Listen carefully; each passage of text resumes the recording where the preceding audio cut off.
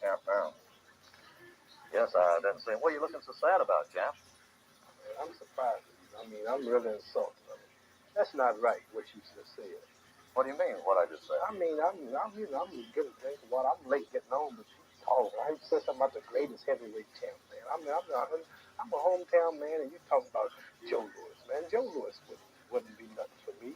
Joe, I tell you, Joe, do you think you would have stood a chance with me?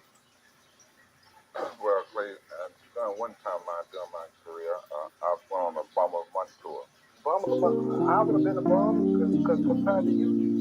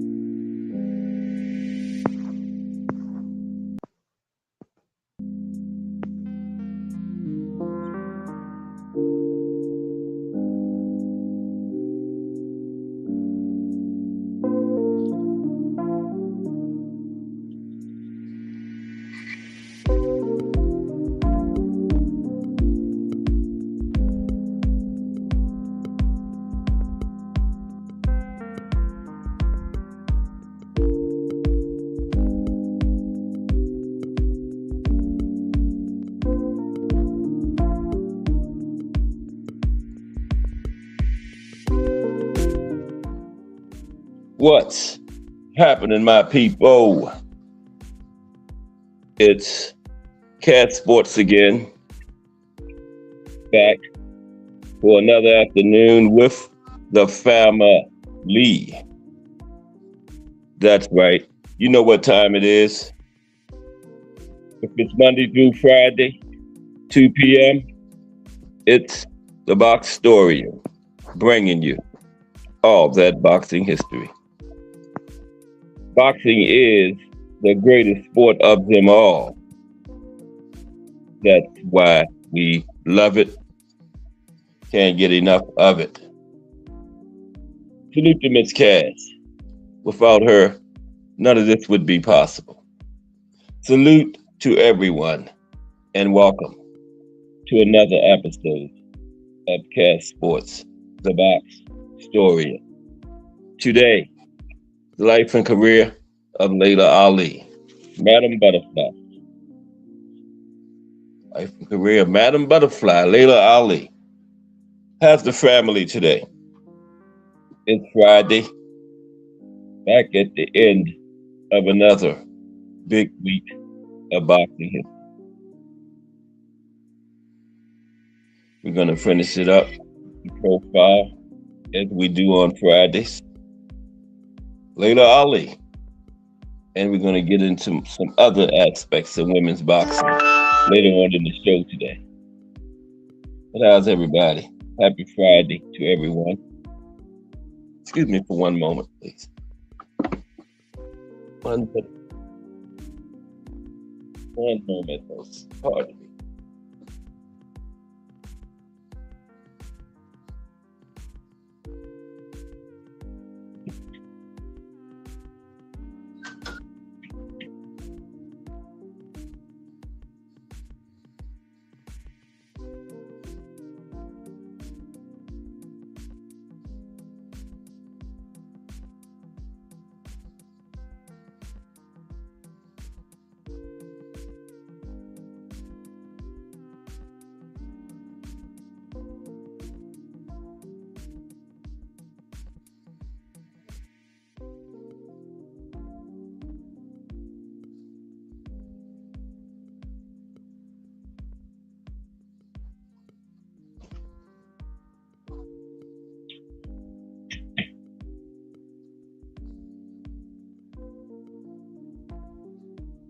Okay, I'm back. Sorry about the interruption. All right, we're going to start off with our fight of the day, like we normally do. Okay, let's get into that. Happy Friday to everybody. Hope everybody's ready for a good weekend, poised for a good weekend. We got Emmanuel Navarrete in action this weekend against Eduardo Nunez for his big name boxing this weekend. Another big card early in the year. Well, yeah, the life and career of Madam Butterfly, Laila Ali today. Later, we're going to look at some of the greatest, 10 of the greatest fights in women's boxing history. And then we're going to do like a little timeline, do some highlights of women's boxing history, little timeline. That like back in the 1870s on up to like the 2000s, on up to when women started participating in the Olympics in 2012. Now, they were in the first Olympics in modern boxing in the glove era, because boxing was in the Olympics way back like 600 BC. But the first time, as we know boxing today in the glove era, was 1904. Men and women boxing made their debut. But for some reason, they kept men's and they dropped women's after 1904. Women didn't return until 108 years later, 2012. Okay? But yeah, that's how that went. But now let's get into our fight of the day. Without further ado, today's fight of the day.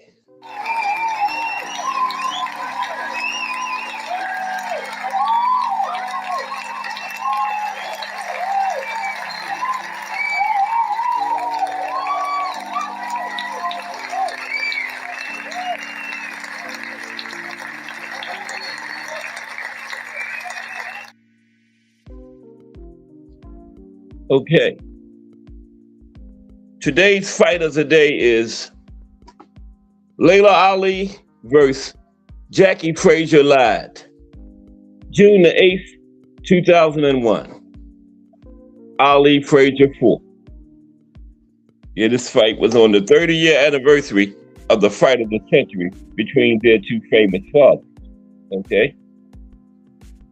June 8th, 2001. Ali Frazier 4. Fight of the day. Let's get into it.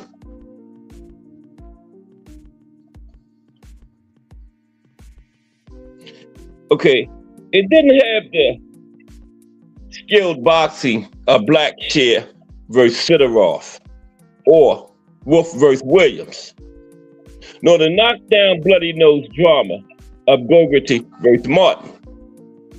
But it wasn't the Grona and Verona either. Okay. Much of the women's boxing world was biting its collective fingernails in case the most publicized women's fight in history became a fistic fiasco. After all, some males had labeled it dames with names. It was indeed a case of two raw, if not exactly young boxers, going at it for a major moolah, six-figure paydays, while both were still in the single digits in total fight fought. Hmm. Both made a nice payday. Neither were over 10 fights. Now, Ali was considered a strong favorite coming into the fight, as she had shown she could take a punch. She come off the canvas to win by TKO after being decked by Kern Bill. And Ali had defeated a serious contender in Kenta Lenhart. Lenhart went on from losing to Ali on points to knocking out several-time world champion Valerie Marfin.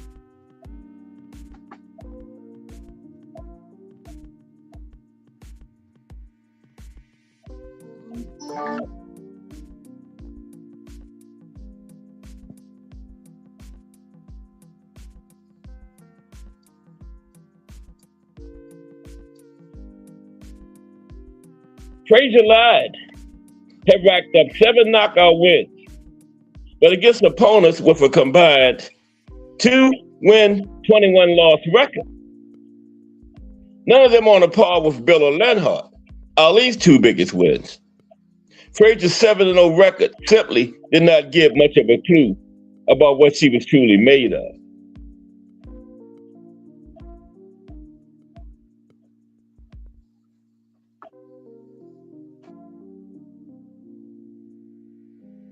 The biggest question was whether 39-year-old Jackie Frazier lied would bring enough into the ring to make a decent fight of it. A huge unknown was the true strength of her motivation. This fight was, after all, her entire reason for being in the ring. After watching Ali's laugher of a debut in October 1999, Frazier Lion had correctly concluded that she had a unique shot at doubling the value of the new famous daughter's currency, or having a generational grudge match with the 33-year-old Ali. Ali had wanted none of it, and at times appeared embarrassed by the prospect of doing fisting business with the extrovert Philadelphia lawyer. Ali had looked like the better schooled boxer in her earlier fights, but there had been little chance to see what, if anything, Frazier Lion would bring to the ring, along with her bluster.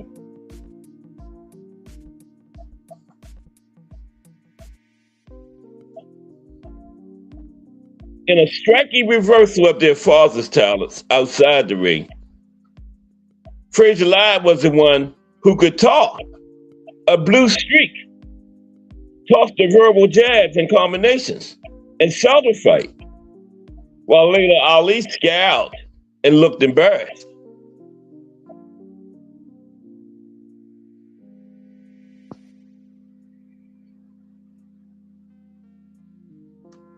Shouted Frazier Lion. Nobody knew from watching Jackie's first 7 fights whether there was really anything behind the verbal barrage.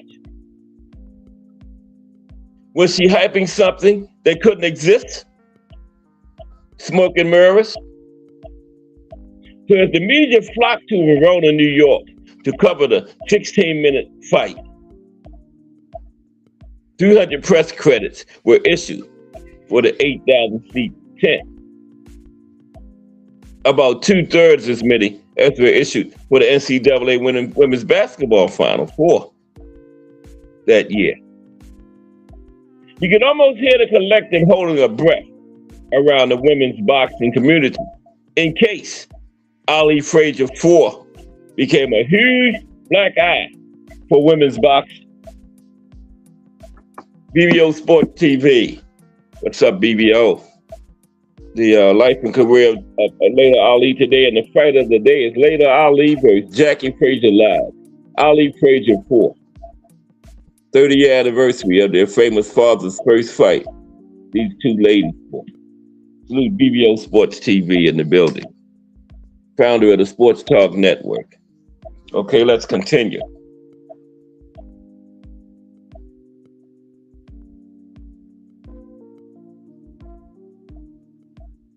Now, some dinosaurs within the male boxing community were waiting for another excuse to prove that girls can't fight, for the daughters to somehow sully the image of women's boxing, a sport that survived an air-chopping champion, sanctioning bodies who can rank dead boxers, corrupt promoters, and so on.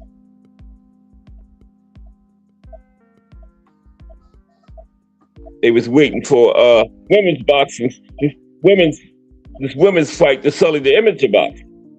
And those things had already happened, right? Air-chomping champion Mike Tyson, sanctioning bodies who rank dead boxers, corrupt promoters, and so on. And they're waiting for the women's fight to sully that. It's already sullied, if you ask me. Some even hope that the turning stone would provide the turning point, after which the public would yawn, turn away from women's boxing, and leave the sport to the men, to whom they say it rightfully belongs.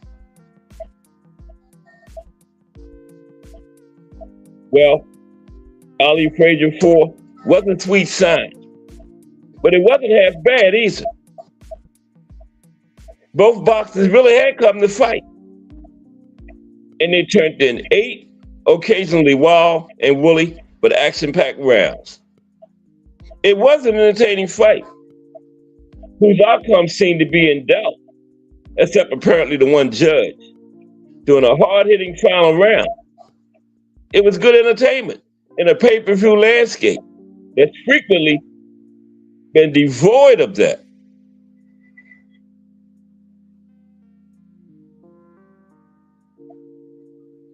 Now, the men have often done a lot worse after a comparable amount of height.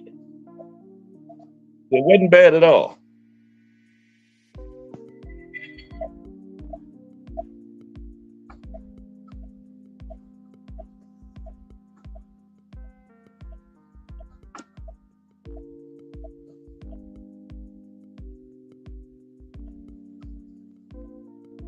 Later, Ali came in at 160 and 3/4 pounds, 10-0 with 8 knockouts. She won a majority decision over Jackie Frazier-Lyde. 164 pounds, this fight made her 7-1 with 7 knockouts. She had a 100% knockout ratio, though. Ali won by using better boxing skills. But Frazier-Lyde took Ali's best shots and pressured her into fighting in her own brawling style much of the fight. Frazier-Lyde maintained a fast pace, didn't fold when the going got sticky, and in an echo of the Frazier style, she kept on coming in the later rounds to stagger Laila several times and to keep the outcome in doubt until the scorecards were read.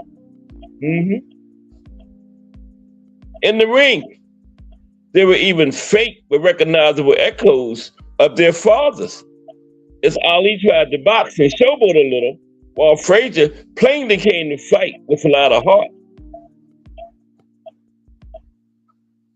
Frazier-Lyde came out smoking at first, apparently looking for the quick knockout she had gained in her other fights, and it predicted for this one.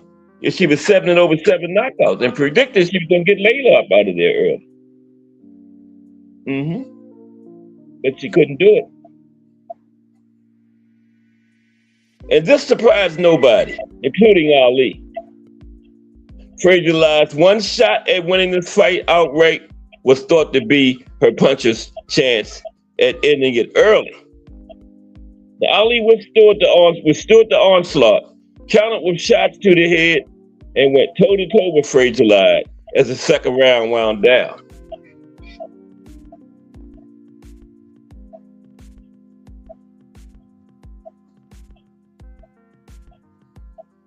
Ali showed her own punching power as she landed hard left to Frazier-Lyde's head in the third round. One of these liberated Frazier-Lyde's mouth guard, and Jackie was staggered on several occasions. It began to look as if Ali might take charge in the next few rounds, but to her credit, Frazier-Lyde really had come to fight and she didn't fold. Ali landed several hard rights to Frazier Lyde's head as the fourth round was winding down, and did some showboating in the fifth, evoking memories of her father, who was not at the fight. Ali had claimed she would try to drag the fight out so she could put a beating on Frazier Lyde, and it briefly looked like she might get her wish. But Frazier Lyde was not done. She continued to pressure and go for the knockout, and she wobbled a fading Ali several times in the late going. Frazier Lyde ended the fight with her left eye swollen and a hug from her father as the decision was announced. Judge Frankie Adams had scored the fight 79-73 for Ali, which did not do justice to a gutsy performance by Frazier Lyde. Judge Tommy Hicks had scored it 76-76 for a draw, while Judge Don Ackerman called it 77-75 for Ali, leading to a majority decision for Laila Ali. Majority decision win for Ali in Ali Frazier 4.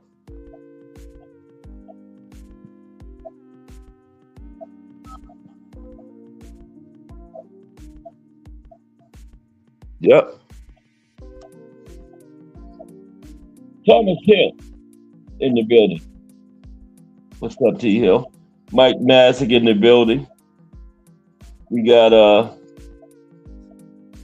Laila Ali today, life and career, and the fight of the day was Laila Ali versus Jackie Frazier Lyde. Ali Frazier 4 on the 30th anniversary of the fight of the century, March 8th, 1971, March 8th, 2001. A fight cannot get any more iconic than that when the two fighters' daughters fight to celebrate the 30th anniversary. Don't get no more iconic than that. And the Ali family ended up 3-1. Okay, let's finish the fight of the day off so we can get to Laila Ali. Yeah, Laila Ali won a majority decision. Now, Ali had said all along that this was a one-shot deal, and that she wants to fight for a title next time out. Frazier Lyde's hopes that the interest generated by the first fight would change Laila's mind. She's also talking about fighting Frida Foreman. You know, that's George Foreman's daughter, right? Frida Foreman's fights had so far at that point been slow motion affairs, looking even less like boxing matches than Frazier Lyde's early album. Yeah, George Foreman's daughter was a fighter too, Frida Foreman. And that's something. All three of them had famous fighting fathers, and all three of the daughters were fighters too. That's crazy. Wow. The Ali wasn't a fight, but Frazier Lyde was no loser. She showed she wasn't totally out of line to have made this the media event that she made it. Nobody expected another Philly in Manila, perhaps the most epic struggle of all time in a boxing ring. But the skeptics who dismissed Jackie as secondhand smoke and might have tried to use her as a whipping girl for all the women's boxing, if she turned the fight into a flop, it wasn't given any ammo by her performance. Now, it wasn't a great athletic event, but it was an entertaining show by two boxers with less than 20 fights between them who came to fight, and they did. Those naysayers who hoped it would be a laugher that would embarrass women out of the pro ring didn't get their wish. Nope, they didn't get their wish. It was a fight, and there were no losers. Laila Ali, Jackie Frazier Lyde, the fighters of the day. Yeah, it was a fight, and there were no losers.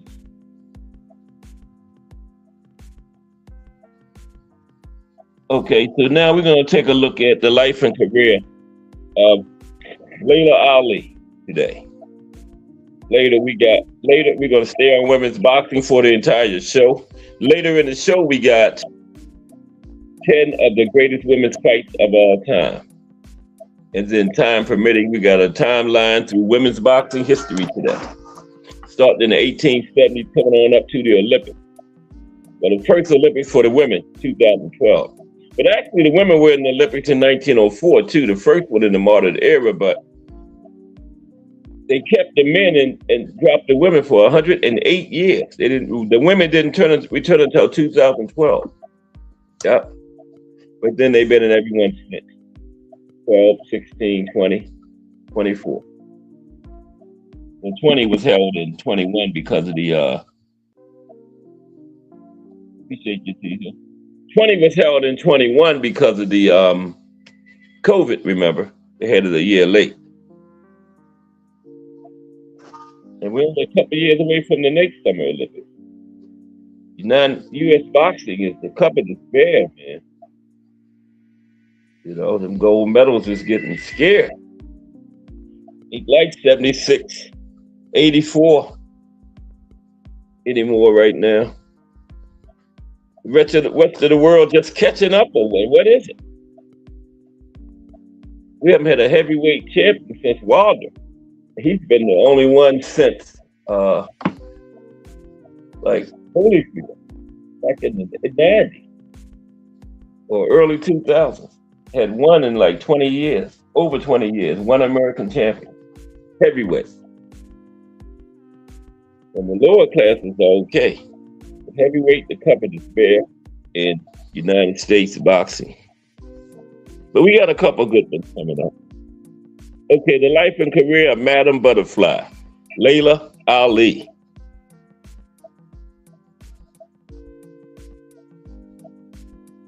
Madam Butterfly.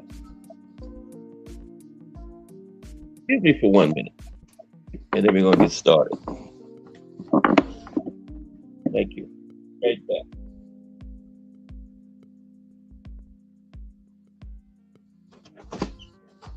The music's not too loud.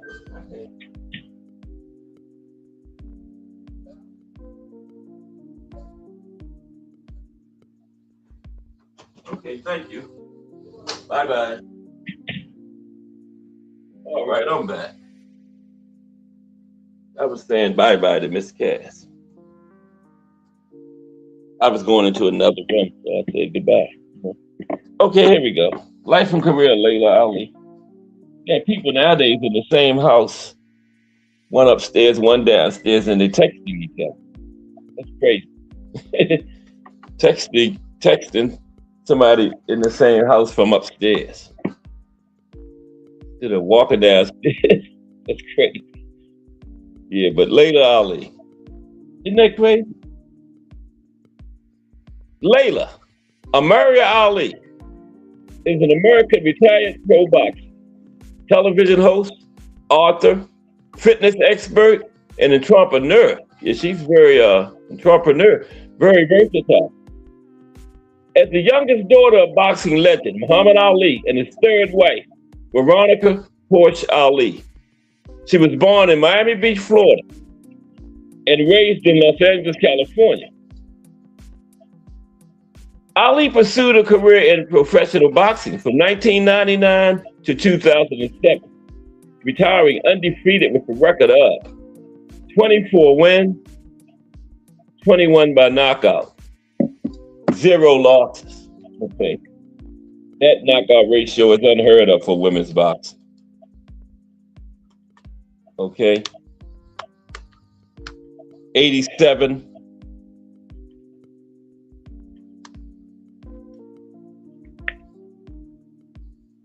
87.5% knockout ratio. That's got to be the record for women's boxing. But yeah, unheard of, man. Laila. Okay, so you're 24-0 with 21 by knockout, no losses. Establishing herself as a 5-time world champion in the super middleweight and light heavyweight divisions. 2 division champion 5 times. In between those two divisions, she won the title 5 separate times. Laila did. Laila's boxing career began with the first round knockout win over April Fowler on October 8th, 1999, at the Turning Stone Resort and Casino in Verona, New York. That's the same place which she fought Jackie Frazier live at Fight of the Day.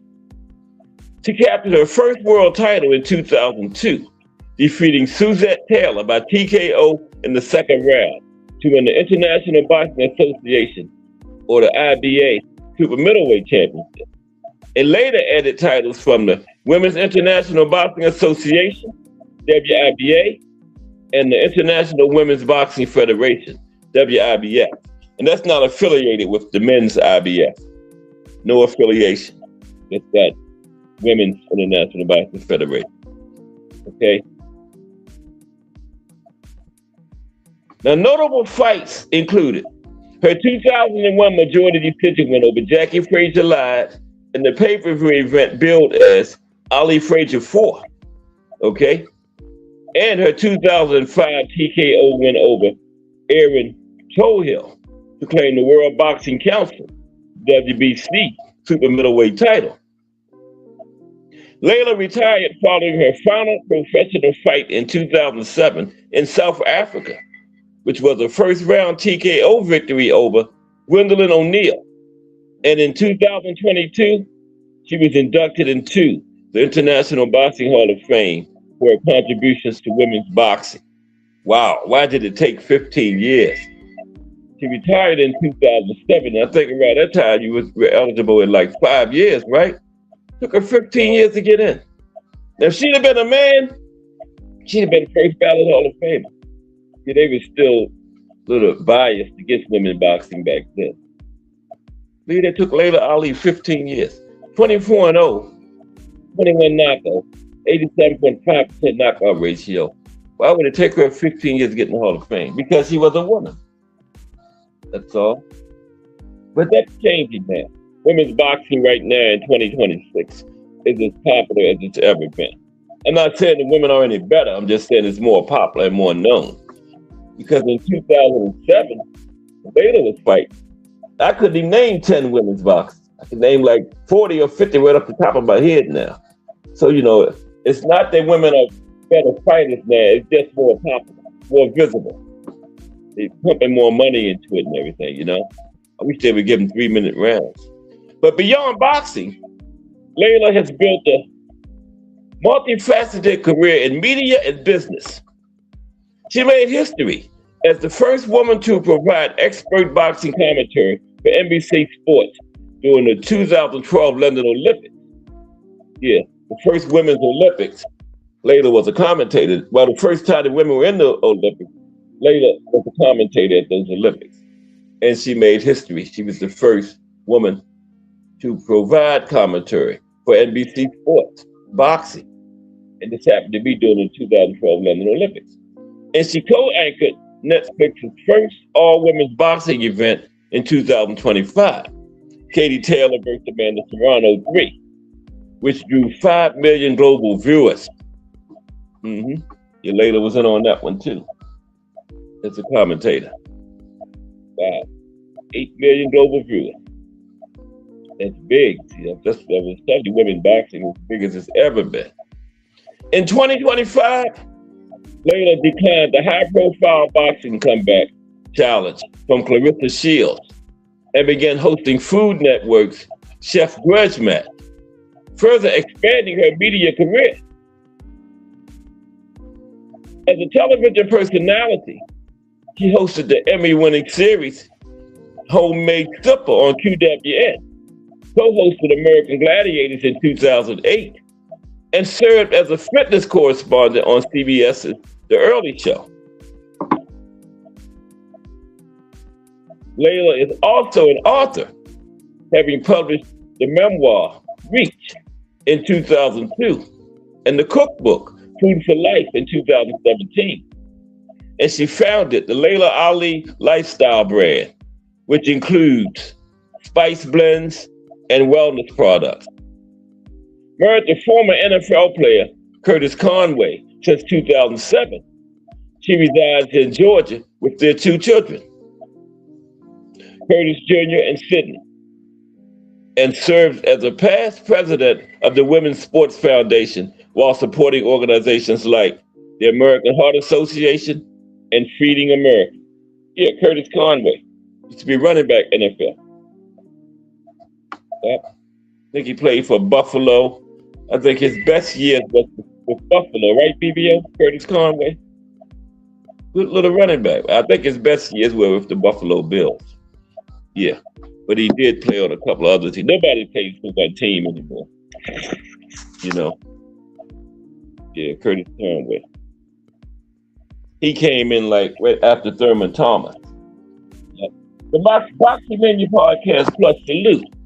Boxing Menu Podcast. How are you today? Everybody gets subscribed up.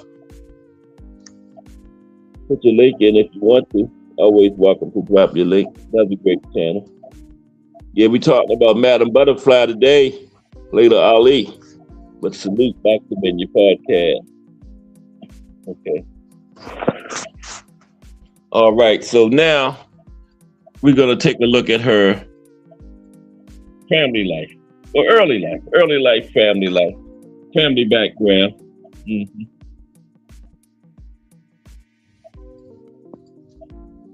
Family background.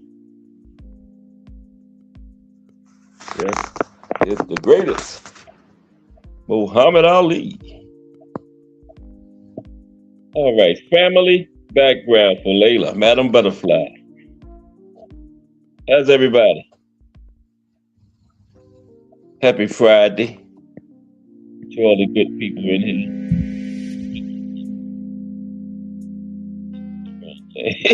I didn't mean to blast y'all out like that. But happy Friday anyway.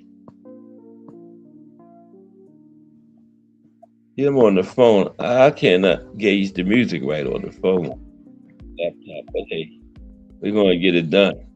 Okay, family background for Laila, Madam Butterfly.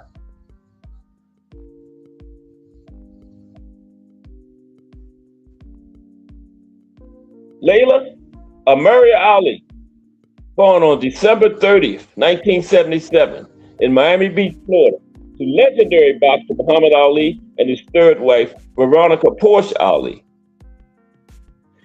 As the youngest of Muhammad Ali's 9 children, Laila shared her immediate family with older sister, Hana, while her half-siblings included Maryam Muhammad Jr., Rashida, Jamila, Talia, Maya, and Asad Amin from her father's previous relationships. I think he was married like 4 times. But from Porsche Ali, I think that might have been his last, third wife. Yeah. It was Laila and sister, Hana. Right? Yeah, Ali had 9 children altogether. Porsche was the wife where we're going to get this the last Ali story. Laila's mother is the wife. Well, Laila wasn't born then. The wife where he was over in the rumble in the jungle to fight Foreman in Zaire, right? And he wasn't married to Porsche then. He left his current wife home and took Porsche, who was his mistress then. And his current wife saw that fool and Porsche on TV way over in Zaire, and she got on a plane from Louisville, Kentucky, and came over there. Right? I don't know what he told her to leave her home, but she saw him and his mistress on TV from Zaire. Ali should have known every time you come out that hotel room, the camera's on you, man. It got caught. And his wife jumped on a plane and came to Zaire and caused a scene out there. But back to Laila. But he was messing around with Laila's mother at that time. Now, the family relocated to Los Angeles, California during Laila's early childhood, where she was raised amid the constant presence of her father's fame. Growing up in this environment exposed her to the boxing world and public life surrounding her father, including celebrity visitors and the ongoing attention his legacy commanded. Though it was not initially the focus of her own path. Family dynamics shifted profoundly in 1984 when Laila was 7 years old And Muhammad Ali was publicly diagnosed with Parkinson's disease, a progressive neurological disorder that gradually impairs his speech and mobility.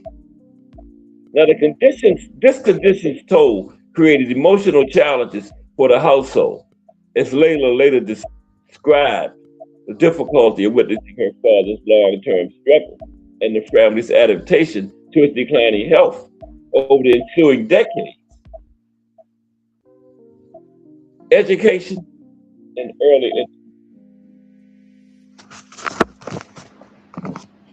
education and early interest for Layla Ali.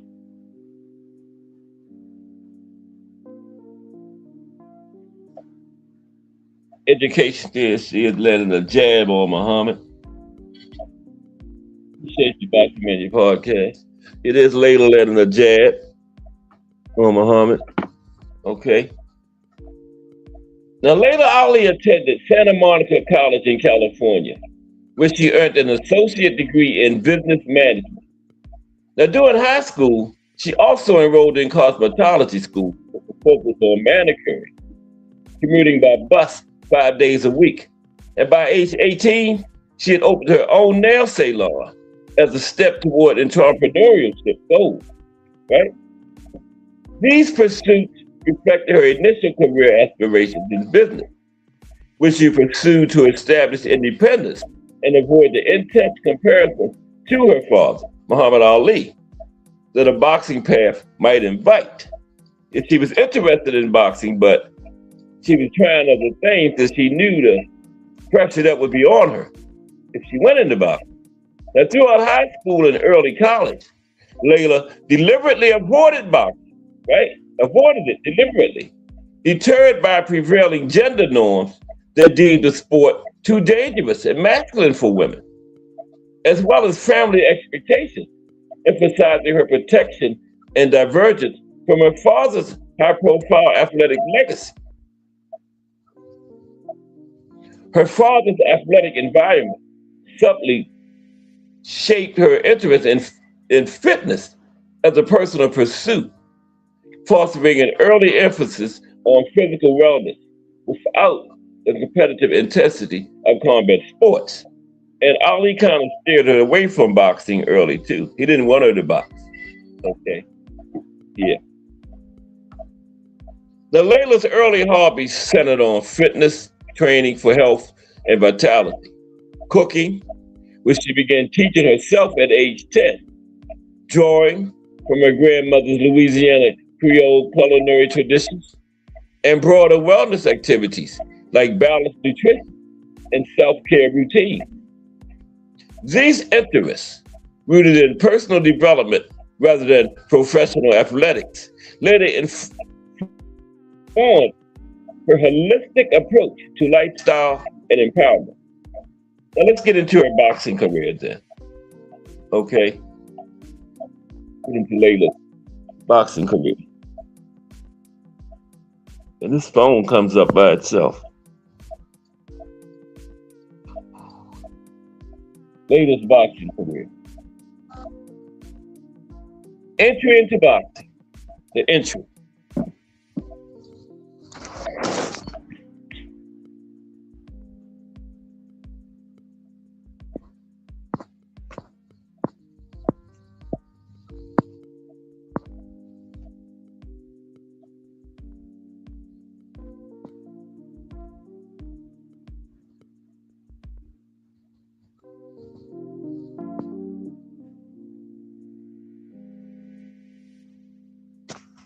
That's it right there. Okay, entry into boxing for Layla.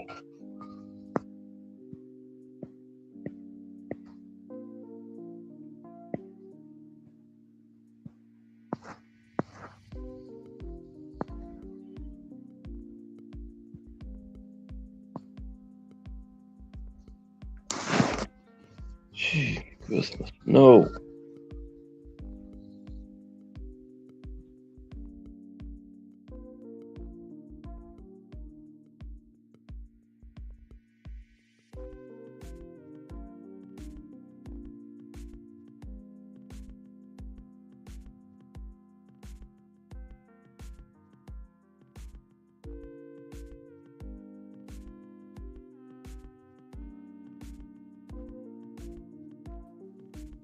Okay, we're back.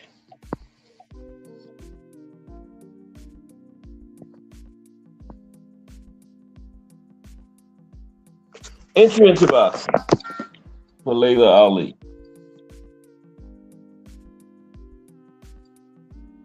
Layla's interest in boxing was sparked in the mid 1990s when she watched a televised fight between women fighters Christy Martin and Deidre Gogarty in 1996, an event that ignited her passion for the sport, despite the prominence of her father, Muhammad Ali, in boxing history.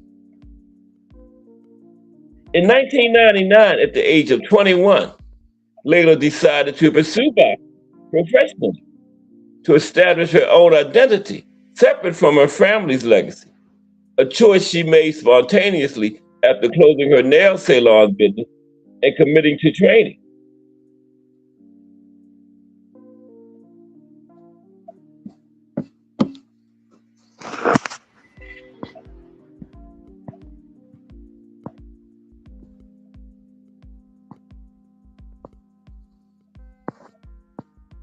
Okay, there.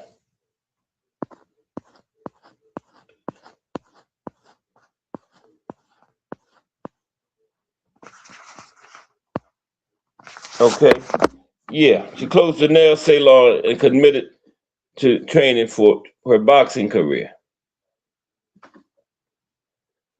Her family's boxing heritage served as a motivator, but not a direct source of training. Instead, she honed her skills in Las Vegas under experienced coaches. As a female entering a male dominated sport, Layla encountered significant challenges, including widespread skepticism about her abilities stemming from her famous lineage, with many questioning whether she could succeed on merit alone. Yeah, they was like, yeah, you just gonna ride your father's coattails. You ain't all that. But Layla proved them wrong. Just look at her record. Okay.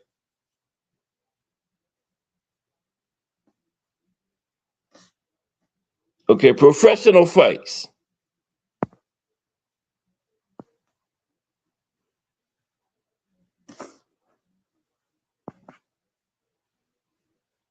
Professional fights. Later, Ali made her pro boxing debut on October 8th, 1999, at the Turning Stone Resort Casino in Verona, New York, where she faced April Fowler and secured a first round knockout victory just 31 seconds into the fight.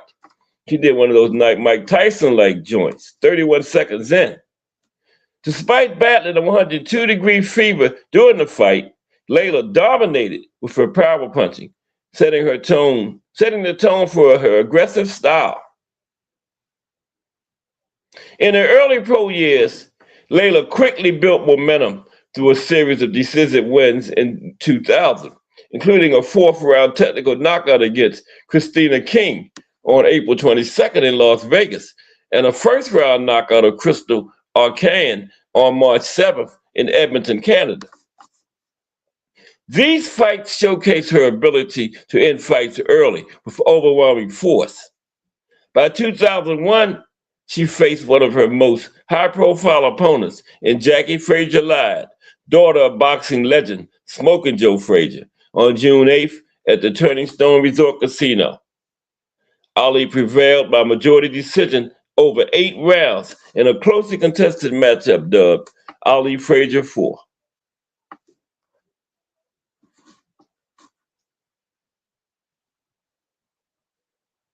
Mid-career highlights included a fourth round knockout of veteran Christy Martin on August 23rd, 2003 in Las Vegas, Nevada, where Ali's superior speed and power overwhelmed the experienced opponent. She followed this with a third round TKO against Erin Tohill on June 11th, 2005 at the MCI Center in Washington, D.C., demonstrating her knockout prowess against a crossover fighter from mixed martial arts. In 2002, Layla notched the second round TKO over Suzette Taylor on August 17th in New York, further solidifying her reputation for finishing fights decisively. Decisively. Mike Rim in the building. Good afternoon, Mike Rim, the life and career of Laila Ali.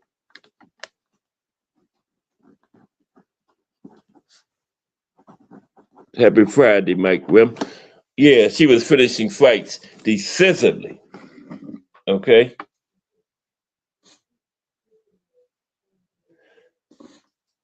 Her later fights continued to highlight her knockout power, as seen in her final pro fight on February 3rd, 2007, against Gwendolyn O'Neill in Kempton Park, South Africa, where she won by first round TKO.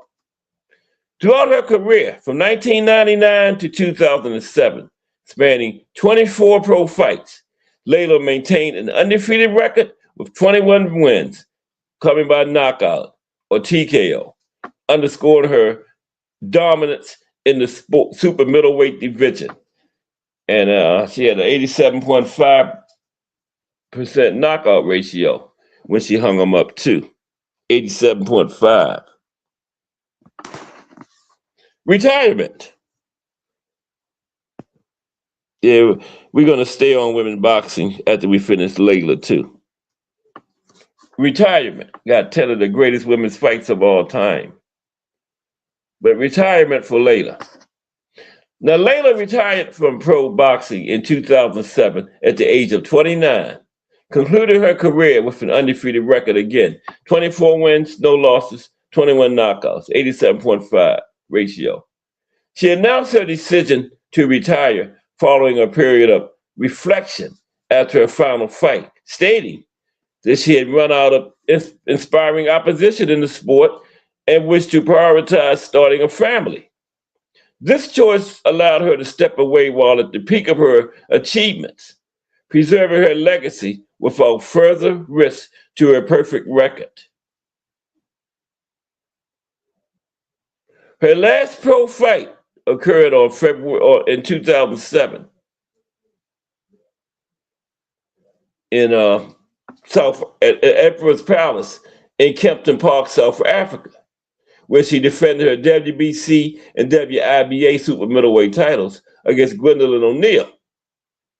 Laila secured a technical knockout victory just 56 seconds into the first round, dominating with a series of powerful strikes that overwhelmed her opponent and prompted the referee's stoppage.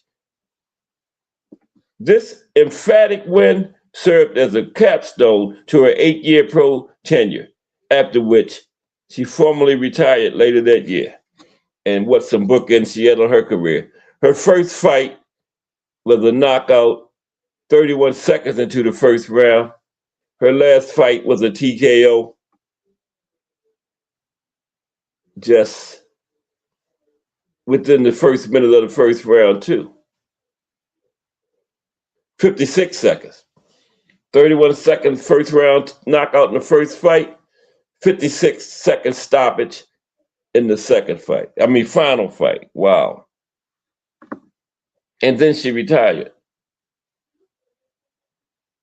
The transition out of boxing presented significant challenges for Laila as she adjusted from the disciplined, high-intensity routine of daily training and competition to a less structured life focused on personal growth and new endeavors in media and business. She openly discussed experiencing depression in the months following her retirement, stemming from the loss of purpose and identity tied to her athletic identity. Though she eventually found fulfillment in other endeavors. There's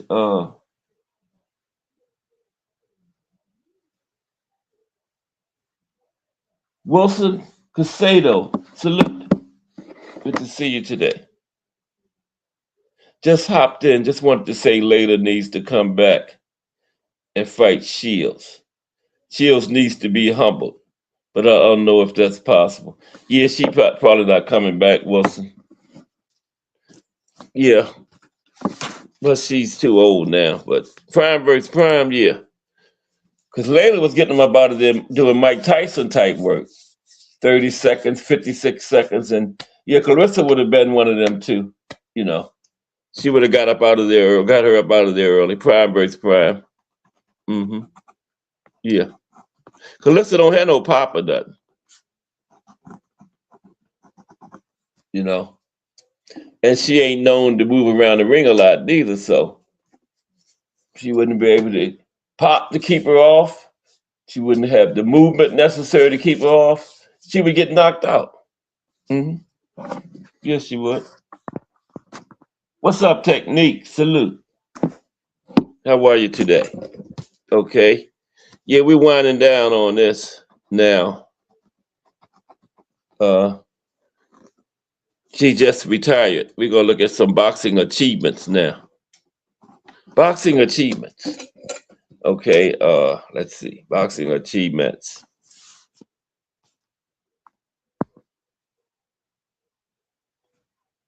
Okay, boxing achievements. Media and entertainment career. No, championships won first. Championships won for Layla. The Laila Ali achieved significant success in pro boxing by capturing multiple world titles in the super middleweight and light heavyweight divisions. She was a 5-time champion, establishing her as a dominant force in the sport during the early 2000s.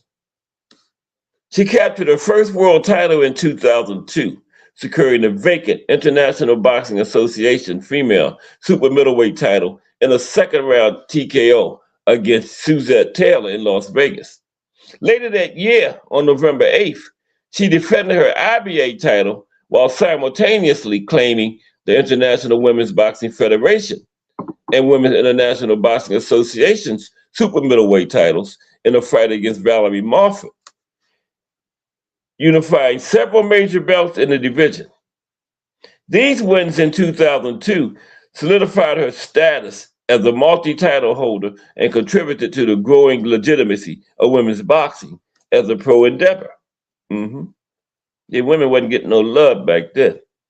Yeah, these were the pioneers, her and Christy Martin, Valerie Marford, Suzette Taylor, all of them. Jackie Frazier lied, yeah. They were the ones that came before. In 2004, Layla won the IWBF light heavyweight title with a third round stoppage of Gwendolyn O'Neal on September 24th in Atlanta, Georgia. Then, in 2005, she further expanded her accolades by winning the World Boxing Council's super middleweight title and defending her WIBA crown with a third round stoppage of Erin Tohill, becoming one of the few women to hold titles across multiple sanctioning bodies simultaneously. She also maintained her IWBF super middleweight championship through defenses during this period, amassing a collection of titles that underscored her undefeated pro record of 24 wins, all without a loss, and an impressive knockout rate exceeding 87%, 87.5. Widely recognized as one of the most successful female boxers in history, Laila Ali's championships played a pivotal role in elevating the visibility and credibility of women's pro boxing in the early 2000s, paving the way for greater acceptance and opportunities in the future of the sport. Yeah, women's, like I said, right now, women's boxing is as popular as it's ever been. Right now, in 2026. Pro record, her professional record. Later compiled an undefeated record, 24 wins, no losses, no draws, 24 knockouts. Her career spanned from her debut on October 8, 1999 to her final fight, February 3rd, 2007. She fought primarily in the super middleweight division, weighing around 168 pounds. This flawless record underscores her dominance in women's boxing. Okay, then she went into media and entertainment. Let's talk about that. Her media and entertainment careers after she retired from boxing.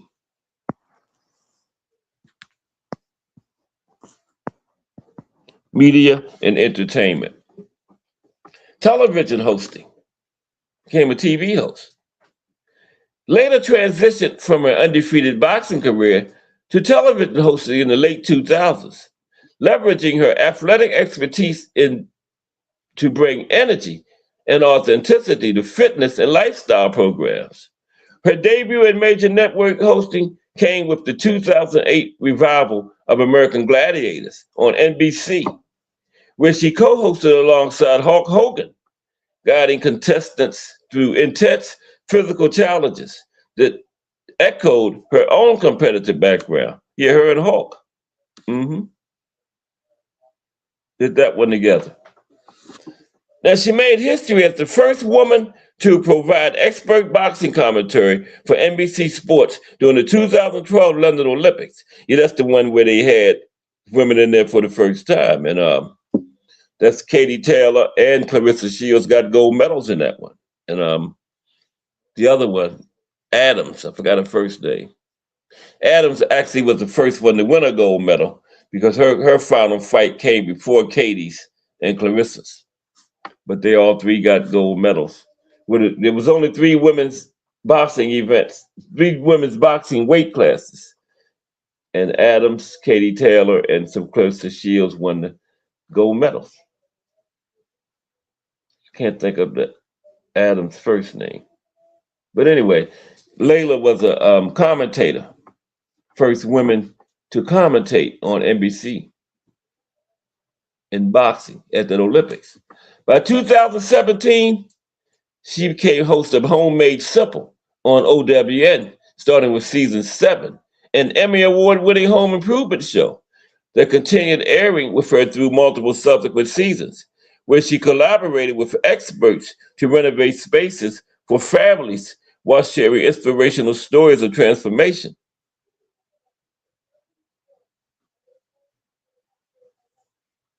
Then her hosting continued to evolve in the 2010s, focusing on health and lifestyle content. She hosted All In with Laila Ali on CBS 2013 to 2015.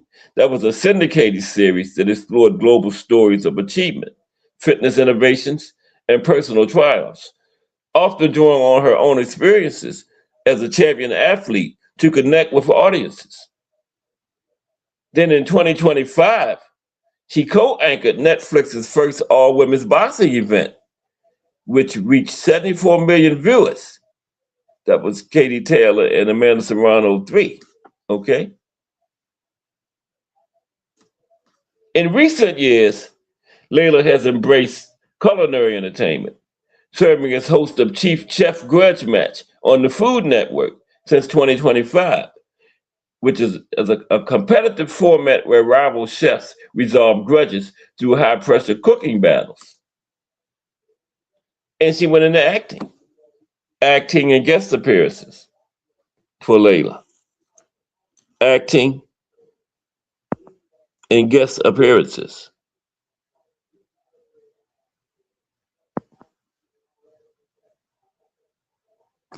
Acting and guest appearances. Crush, the legend in the building. What's up, Crush? Life and career of Laila Ali, one of the pioneers. That's a big reason why women boxing is what it is today. But salute, Crush. Y'all know Crush, 6 p.m. most weekdays, the best morning show on YouTube, Twitter, Facebook, Instagram, all of them. Salute, Crush. Happy Friday. Okay, so then she went in after she got into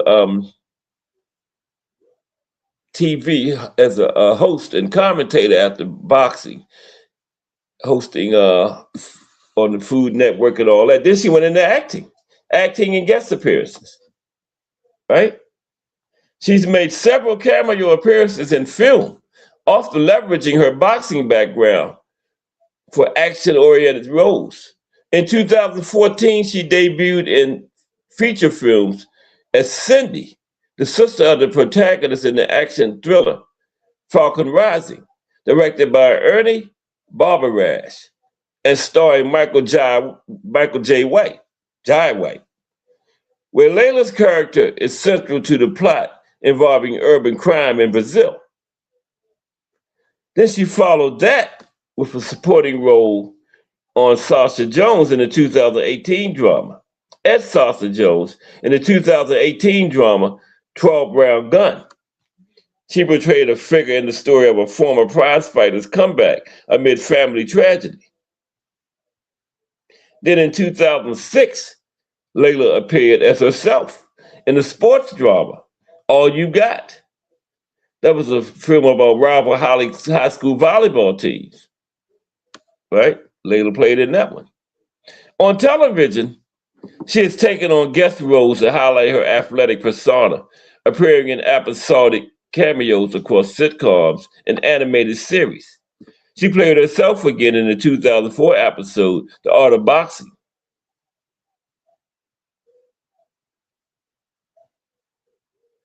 And she competed as a contestant on the reality series Celebrity Fit Club in its third season in 2005, where she focused on weight management and fitness challenges alongside other celebrities, ultimately contributing to team victories through her motivational presence.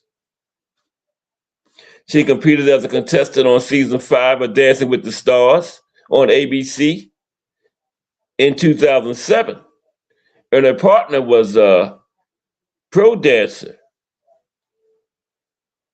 Maxim Kermakovsky or something like that. She has also made notable talk show appearances, including as a guest on The View, February 2018, discussing women's boxing and her family's legacy during the promotion of her cookbook, Food for Life. She was on Late Night with Conan O'Brien, 2006, talking about her boxing career and her famous father, of course.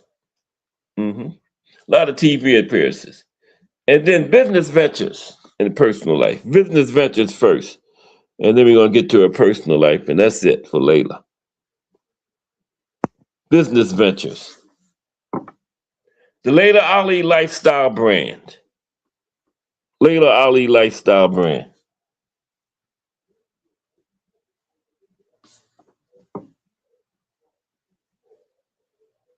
That's a health and wellness platform founded by Layla Ali, focusing on empowering individuals through nutrition, fitness, and personal development, with an emphasis on organic and clean ingredients.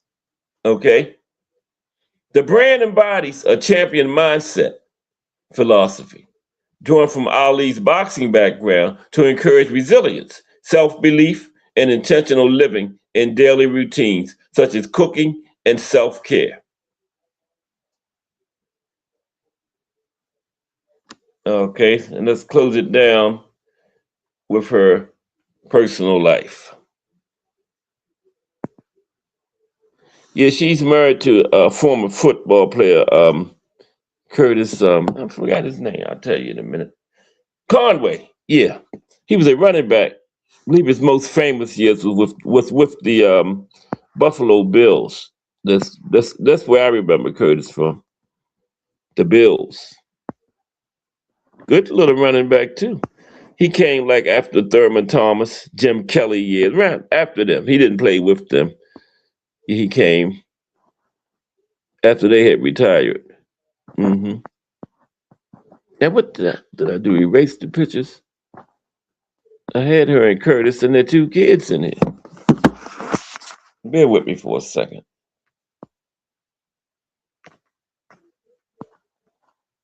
Muhammad Ali. Damn, I erased them. How in the world did I do that? But I did it.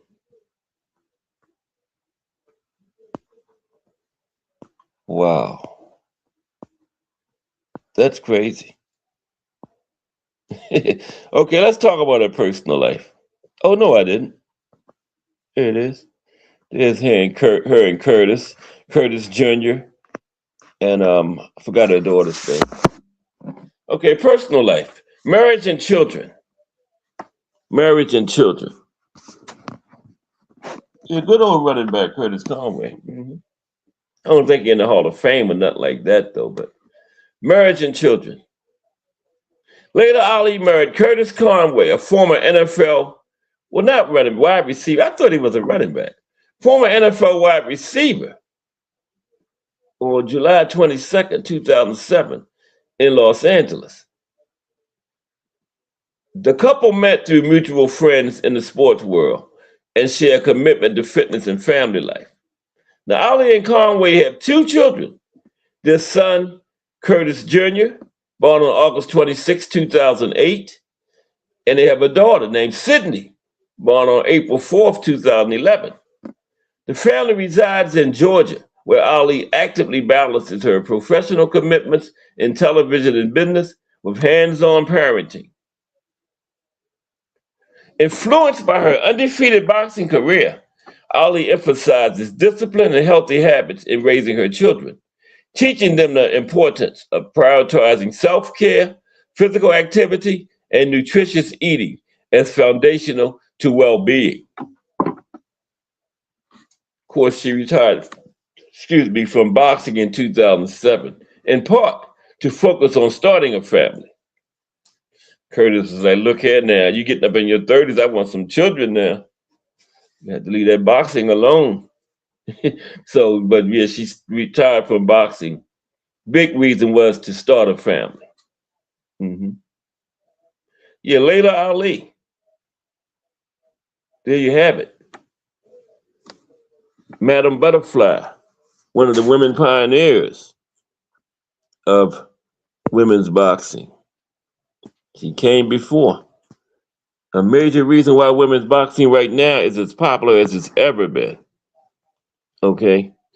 I told you when Laila was fighting, I couldn't even name 10 women boxing. I can name 40 or 50 right off the top of my head now. But back then, I wish they would give them 3-minute rounds, though. But now let's stay on women's boxing. I got 10 of the greatest women's fights of all time right now. I mean, 10 of the greatest women's fights of all times right now. Okay, I'm going to show you how good they is. There's the first one. Yeah, Katie Taylor and Amanda Serrano. I think that was one. That picture might not be from one, but this one is on the list. Katie, the one in New York. They were the first females to headline a fight card in the Garden. And it was very successful too. Yes, it was. Katie and Amanda showed out.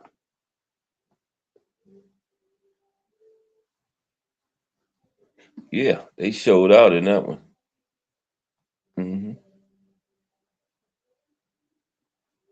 Okay, let's talk about that. 10 of the greatest women's fights of all time. At the 10 greatest, 10 of the greatest, because if you say the 10 greatest, you always, it's subjective. So I say 10 of the greatest. Okay, the first one, Katie Taylor versus Amanda Serrano. Remember that one? In the Garden, Madison Square, New York, New York. The biggest female fight of all time. With unprecedented hype and anticipation, an iconic venue, it could all have blown up in everyone's faces. In many ways, it needed to deliver, and it did, and then some. It delivered everything it promised, and more. All things considered, the greatest and the most important female fight of all time, a true watershed moment in boxing history. Taylor, after a good start, was badly hurt in the 5th round. It looked over. Only thing saved her was it don't have 3-minute rounds. 3-minute rounds, it would have been over. But it wasn't, because they only had 2-minute rounds. And she knew all she had to do was survive for 2 minutes. So hey. But anyway, it looked to be the definitive deciding factor. But Taylor proved once again what an extraordinary fighter she is. Over 19,000 fans packed into the Garden in New York. 1.5 million watched at home, okay? It was some fight, some night, a special one, unforgettable. Taylor recovered, and despite the judges being split, won beyond any reasonable doubt. Okay? It was at times brutal and savage, but equally a thing of absolute beauty. Taylor and Serrano did everyone proud. A fight for the undisputed world lightweight titles. In truth, the titles mattered very little. Mattered very little. It was just that kind of fight. At some point, and they fought two more times after that, right? And Katie ended up winning the other two too. But yeah, that first one was some fight. Yeah. Back and forth. That was a great fight. Split decision too. Here's another one. This was Clarissa Shields and Savannah Marshall right here. Remember that one? That was a very good fight over there in England. Clarissa and Savannah. Now, this was a battle for the undisputed middleweight championship of the world. But in truth, it was a battle for personal supremacy. The narrative of an amateur fight 10 years earlier, the only defeat on the record of Clarissa Shields, amateur or pro, was given to her by Savannah Marshall in the amateurs, right? And Savannah let her know that all in the lead up to this fight, right? Yeah, I'm the only one that beat you, okay? Now, Savannah was the one who inflicted that defeat, right? Now, both fighters played their part. They sold the show quite beautifully. Yeah, that promotion to that was great. A contrast in styles and personalities. Shields are natural in such circumstances. She excels in an environment like this. She was made for the big show, okay? And she didn't miss a step. She danced her way to the ring to a chorus of boos from the Marshall local faithful. They were in England, right? A sold-out O2 Arena in London on a night women's boxing shined so brightly. It was an all-women's card, first all-women's card in the O2 Arena. Now, Savannah was always a step behind Clarissa in this fight. Clarissa was simply inspired. A brutal, savage fight, but not really close. Clarissa got her revenge, and the boos eventually subsided. She left the ring to chairs, and even the London crowd knew what they had witnessed. Yep, a great fight. Yeah, those fans over there are great boxing fans because they booed Clarissa on the way to the ring, but it was a great fight, and they cheered her when she came out, even though the hometown favorite had lost. But hey, that's good boxing fans right there for you. Salute Al Booker in the building today. Yeah, we looked at Madam Butterfly, Laila Ali. So now we stand on female boxing. 10 of the greatest fights of all time. First was Amanda Taylor Katie Taylor, Amanda Serrano won, and then we had Clarissa Shields and Savannah Marshall. Now, Michaela Mayer and Maeva Hamadouche.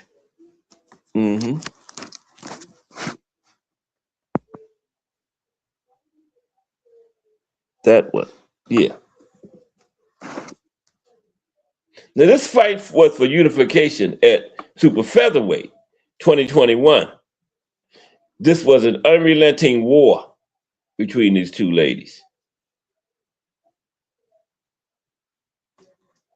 Had to see it to believe it. They battled. Mayer and Hamadouche served up something quite remarkable and special. Nearly 1,500 punches were exchanged in just 20 breathless and ferocious minutes. Yep, 2-minute rounds. 2-minute rounds, 10 rounds, almost 1,500 punches, okay? As a pure fight without the hype of Taylor Serrano, it was even better than that, okay? Now, the scores were wide, perhaps a little too hard on Hamadouche, but Mayer edged most of the rounds. And she deserved to win in her moment. And she proved a lot that night. Michaela Mayer did. She came out of it with the win. But the scores were a little wide, I thought. Chantel Cameron versus Katie Taylor. Another good one. They had two good ones. But they never had the trilogy. Yeah, they won one. And both of their fights were majority decisions. One judge had both fights a draw. They were each other's only loss. That had trilogy written all over it. But to this day, they haven't had the third fight yet. Wow. But anyway, this was a long-awaited homecoming for Katie Taylor back in Ireland, right? It looked in some doubt when Amanda Serrano pulled out injured from their scheduled rematch, right? That was supposed to be over there in Ireland. But then Taylor, to her credit, called out her toughest possible challenger, Chantel Cameron, to take Amanda's place. And the undisputed super lightweight championship of the world was on the line. And Chantel Cameron had always wanted to fight Katie Taylor. And finally, she got what she had always wanted. And Cameron faced a passionate, ferocious Dublin crowd on the night of her destiny, right?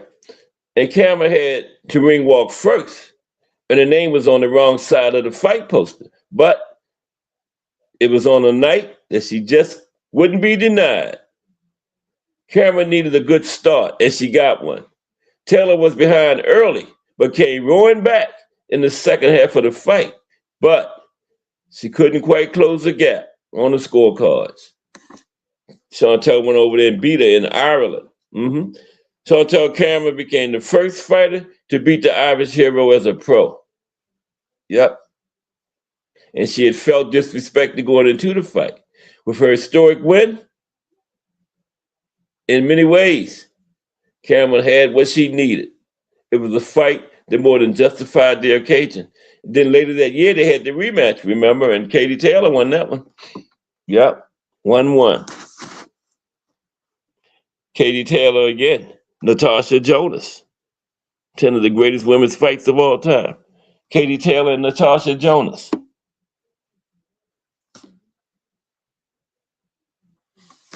Katie Taylor and Natasha Jonas.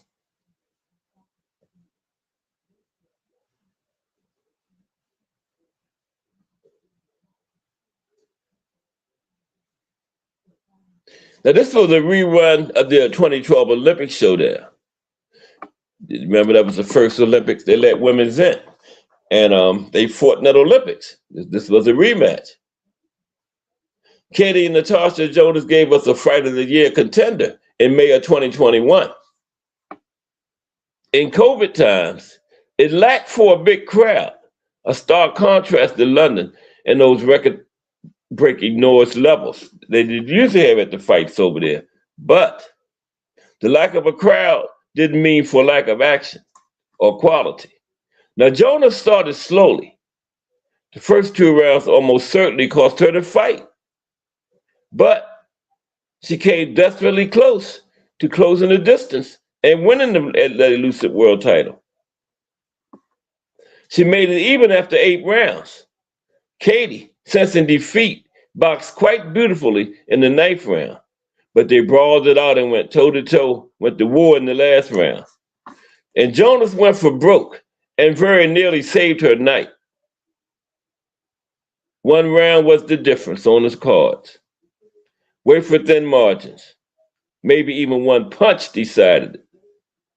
But that slow start is what decided it. Those first 2 rounds. And the rematch never came. Great fights like that, you know? The rematch never came. And then we got Natasha Jonas again. And Michaela Mayer. These are 10 of the greatest women's fights of all time. Natasha Jonas and Michaela Mayer this time.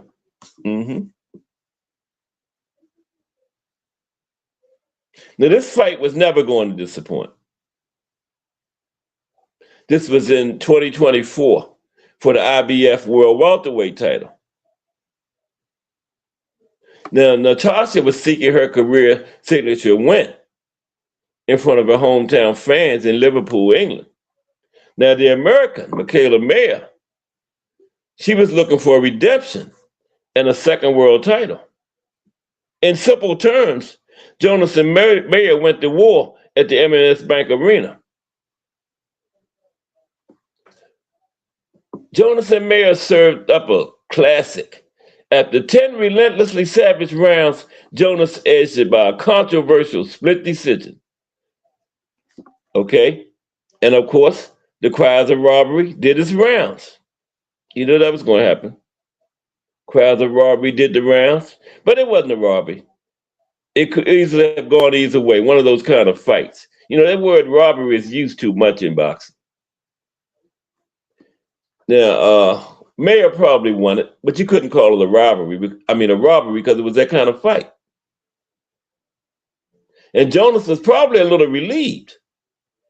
Mayer more than a touch aggrieved. Now, nobody would have complained if the honors had been shared in a draw. I thought Mayer won it, but you know, the judges didn't. But you still can't say robbery. No. Mm-mm. Like I said, that word is used too much in boxing today. Robbery.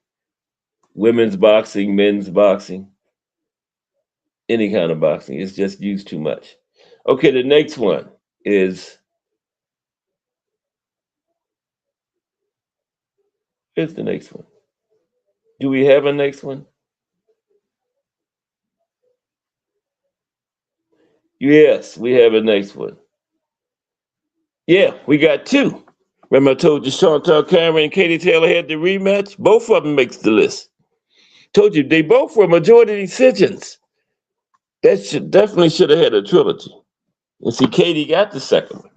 Chantal Cameron, Katie Taylor too. It was later that same year.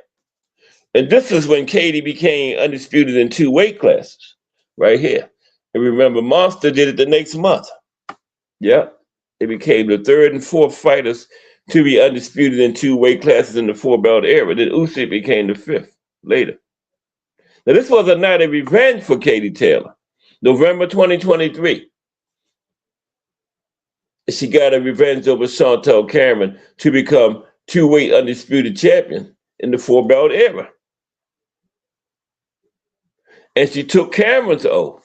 Cameron had took her oath earlier that year. This time she took Cameron's oath and her undisputed world super lightweight titles. And this was another classic in front of a sold-out crowd at the O2 Arena. The 3 Arena back in Dublin. Chantal went over there and said, I beat you the first time, went right back over there again to Katie's hometown. Now, Cameron was denied a clear knockdown in the opening round and can justifiably complain about the constant holding of Taylor. That would have been the difference in the fight too. She would have got that knockdown. Mm-hmm. That one judge couldn't have had it a draw, right?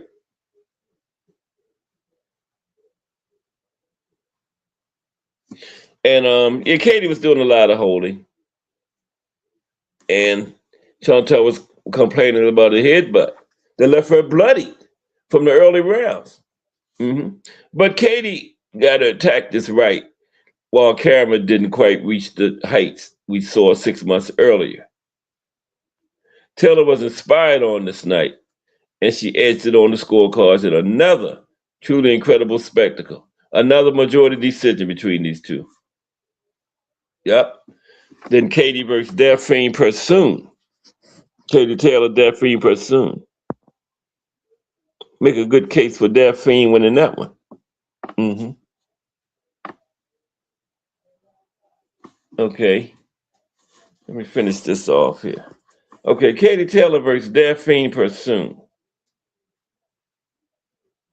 The veteran. Now, New York seems to bring something out of Katie Taylor that no other venue can. On the night, it all went wrong for Anthony Joshua in 2019. They was on that undercard, remember? Joshua and Ruiz. Yeah, this fight was there. On that night, It very nearly did for the Irish superstar also. Pursoon, the wide betting outsider, pushed Taylor incredibly hard. Taylor looked exhausted at the end and a beaten fighter.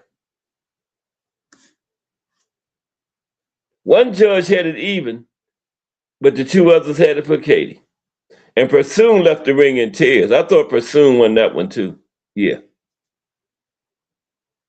And that was the type of close fight. You really can call it a robbery. I know I just said robbery is used too much, but sometimes it does need to be used. And this one was a robbery right there. They robbed their feed that night. It's used too much, but they don't say you can't use it sometimes. That was a robbery. I thought Daffree Pursoon definitely won that fight, man. I don't know how in the hell they gave that to Katie Taylor. And she was holding and doing her usual stuff. But hey, the judges made the decision. So Terry Harper and Natasha Jonas. Terry Harper and Natasha Jonas. That's Natasha. Let me see here. Yeah, we just got two more. Terry Harper, Natasha Jonas. And then the last one was I'm gonna put the link in. Who was it?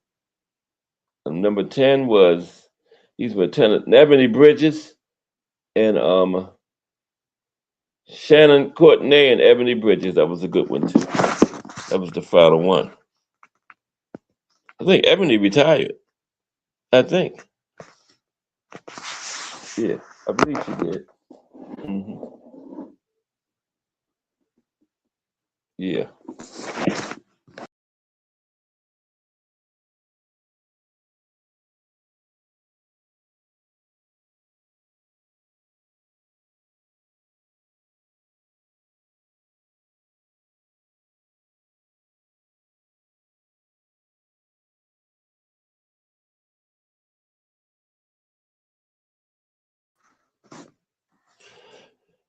Wow.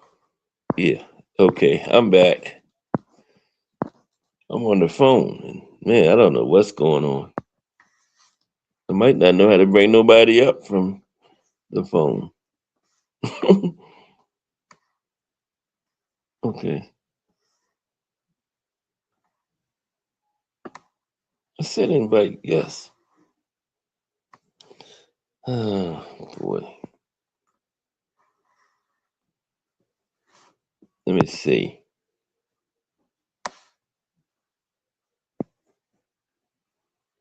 Okay, let's see. Let's get this together here. How's everybody ready for the weekend?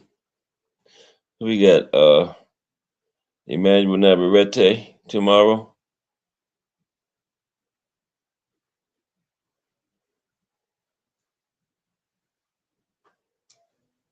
I think. Oh shoot. And Eduardo Nunez.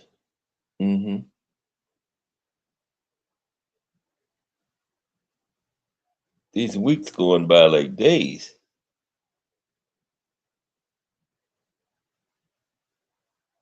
Bear with me for 1 second, please.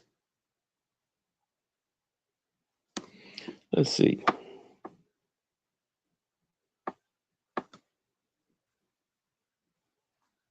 Yeah, Miss Cass out there jamming. Damn, a party out there? Nobody told me.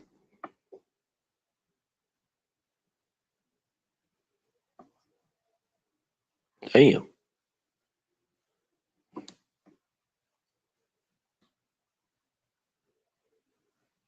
I'm gonna go crash it at 4 o'clock. Okay. Working on the link. This phone, I don't know what I'm doing. Jeez.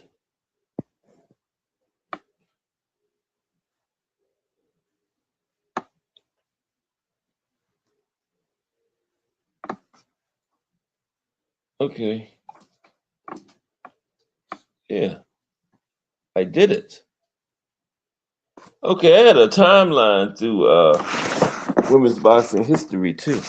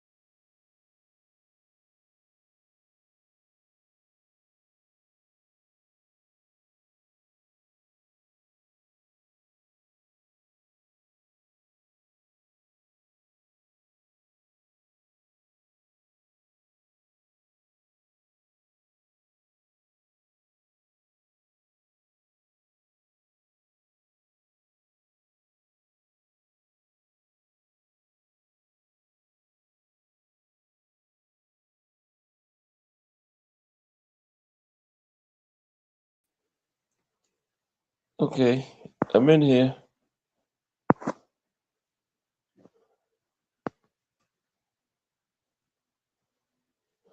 Okay.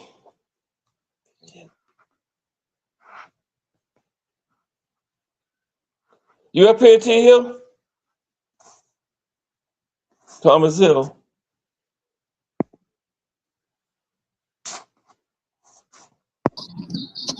What's up, Thomas Hill? Oh, now I'm here. Yeah, what's good with you? You in? How you What's doing up? today? Oh man, it's 94, 95 degrees out here in February. Not too bad over here today, neither. Yeah, what you guys looking at? About 60, 65, Oh, 50. 50? So yeah, Around, man. yeah. Hmm. Yeah, it's warming up today, all the way around the world, I guess, or Yeah, at least around our globe. But that's yeah, all. man. We still got that snow from like a month ago to go away. It's been Yeah, so it was like 95 degrees yesterday. It was hot. man. It was hot. Yeah, Yeah, man. Appreciate the biopic on the women's side of things, man. Need a yeah, little bit more of the commentary and content to go along them routes, man. yeah, I know. It's sad that it's at the point right now where we got some people clamoring for Layla to come out of retirement at like 40 something to Yeah, fight Larissa because there's no competition for the most part for her. for her, that's true. I think the best competition is like rematches, man, and maybe Shadeja Green. And I know. that's that commentary for her. That like, Everybody but want to see that one. I don't think Shadeja can beat her, but at least we want to see it, you know? yeah, I don't think she can beat her either, man. After seeing, her struggle with Franchon, and Franchon just muddied up the water with her, and she couldn't respond to that. It's gonna be difficult for her to beat somebody that can respond to certain styles. Now, that being the case, man, that fight with Franchon, I saw the fight, man. It wasn't what people said. A lot of people said she just thoroughly just dominated that woman. And while she did win a considerable portion of the rounds, I think mostly all but two, it Yeah, wasn't domination, though. It just was, she was more cleaner. yeah. And she And was better conditioned, man. Franchon looked like she was out of shape. It looked like she was tired in round two. I know. You went into wrestling stuff. And when you're tired, you got to have an equalizer to be able to pull you through that, man. Because them people, they mostly in supreme condition. Yeah, especially when So, you're with the top level fighter when you get tired like that. You're in trouble. yeah, man. Early like that, you know? Yeah, so it's just a sad state for where she is, man. It's not that many people that's boxing, and those that are boxing really aren't that good. It's I know. unfortunate for her that all the talent truly is below her and like south of 60. You Yeah, the know what I'm low, saying? Yeah, I the would even low, say south of 54. Like most of the people are down there at the like yeah, high 40s, small. low. Yeah, yeah, you know what I'm saying? So she's never going to get anything that's really truly going to test her. Nope. So all she's going to do is be able to go off of claims. Well, I was the first this, I was the first that, I was the first this. And And true like indeed. matches, it's rematch with people. That's all she got. Yeah, just the rematches that I mean, and one of those rematches happened to be against somebody that took a breakaway. That's not too much of a problem because she took a breakaway in that very same fashion. They both went to the UFC or to mixed martial arts. Then you have the caveat that the other one is like 40 something. And that's Hannah Gabriel's. I wanted to see that fight 5 years ago. I still would like to see it because she's calling for it, but after that and Shadeja, so Savannah, Shadeja, and Hannah be the only things that I'm really interested in for her. And she didn't already beat the other two. She just ain't fought Shadeja. So if she were to only fight Shadeja, she could call it a career. And you can't say nothing about it.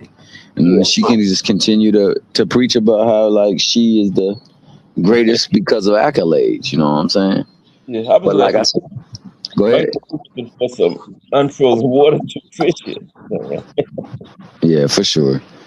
I would have loved to see that matchup. I wish we could have gotten them in the primes. I wish that you could have seen Layla compete like she Oh, was able to compete too, because that's the thing. Like the opportunity was available to her, which wasn't available at the time to Layla. Or otherwise, we wouldn't know. Remember, there had been like Negro leagues, and before the Negro leagues, you couldn't even play. But because they were good, people would say we could profit off of them. So they put them out there. And then eventually one crossed over and took over the league. And right. now you got us in there. So you know what I'm saying? Anytime you get opportunity, you get to see exactly how truly gifted people are. And she never got that opportunity, unfortunately. And speaking of the Negro Leagues, when they brought Jackie Robinson in, he wasn't even the best black player.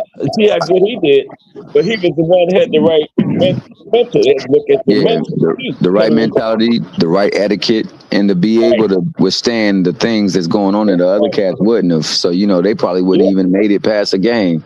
And good as he Literally. did, he wasn't even the best. Nah, he wasn't. Was way better than him, man. Yeah.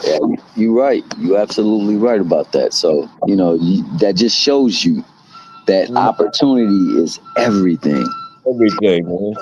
So when these people like to try to push the narrative that she's not a boxer, she's not that good, man, you just going off of frames per second. Like I was telling somebody else, man, I seen Henry Armstrong get critiqued by a fighter right now and said he was overrated. Another fighter said that Sugar Ray Robinson was overrated. Yeah. Damn. And I only can imagine that it was frames per second, man. You talking about people who literally had to fight. They had to fight. Talking about a man that only lost once in a decade. Yeah, man, it's crazy. So this is what we deal with. And like I told, for the most part, it's crazy that for the men, the fighters of the past are usually the ones that people always celebrate and glorify. But for the women, it's the reverse. Oh, it's the new women now. It's the reverse. Yeah. So yeah, it's crazy, man. But it's good that you shine some light on them, man. They deserve that because they do have to go. The props back then, they wasn't that popular. So that was 2012. That ain't that long ago. That's when they first started going to the Olympics. That's just a little over 10 years. Not that long, Yeah. That's when they first started letting them go. I don't know what happened. Yeah. Nah, nothing happened to me. I just went on mute. Oh, okay. Nah, I just went on mute. I was letting you talk. Yeah. No, I was just saying that women they didn't get that much popularity back then. I'm just saying they just started going to the Olympics in 2012, and that ain't that long ago, So with that being said, by that time, Layla was already closing out her career. Yeah, she was commentating by then. Yeah, you know what I'm saying?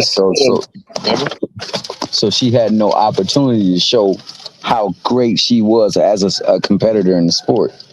But people will use that against her. People will medals or something like that, not knowing she never even. It wasn't no Olympics for women then. Yeah, and then when she fought, there wasn't that many belts. So it was a lot of things that were not available to her at the time that were available nowadays. Same with the baseball. So we got to put things in proper perspective and proper context. Yeah, these little secondary women's belts, that big WBC and them big ones, they wasn't really fooling with the women, You know what I'm saying? They didn't respect them. So with that being the case, it's good that they get that proper respect here today with you, and you talking about the impact that they had in some of the most memorable fights. That's why they get what they get today, because of them. Absolutely. And as for the fight this week, man, I know my man Professor Al Booger. He said that he got El Vaquero, my man Emmanuel Navarrete with the dub. Okay. I think Sugar Nunez is gonna Yeah, Sugar. pull a coup on him. Yeah, I think he's going to be the person that's going to come out there and put his spin on things and actually shake up the apple cart. He's found a way though, But he had a couple close ones lately because I thought Conceição beat him, and then Suarez. I thought that was a bad call. So Yeah, that was definitely a bad call. So I think this time around, Sugar Nunez is gonna seal the deal. I think he gonna finally say, "Hey, you need to move up," because I think he really do need to move up. this will be the third strike. He had two close. I think that he's too big. What is he like? 5'11", 6 feet? Yeah, for 130. Yeah, Yeah, so he might need to go on and move up. But I think it's gonna be a heck of a fight, dog. It's gonna be Mexico at its finest, and they're gonna put it on for their country. yeah, And it's going to be very entertaining. But I don't know, man. If it ends by stoppage, I would favor Navarrete. I think he's the bigger yeah. threat of getting a stoppage. He been there a long time. Ain't he at 130? Wow, I can't even remember him fighting nowhere. You know. Yeah, so you see with that on, I apologize about the background. I'm out and about. But yeah, He makes it, so, we get to see. We get to see. But expected him doing the perfect. So what did far. you think about the fights that passed this week? I didn't see any of them. Oh, you didn't? Talked to her yesterday.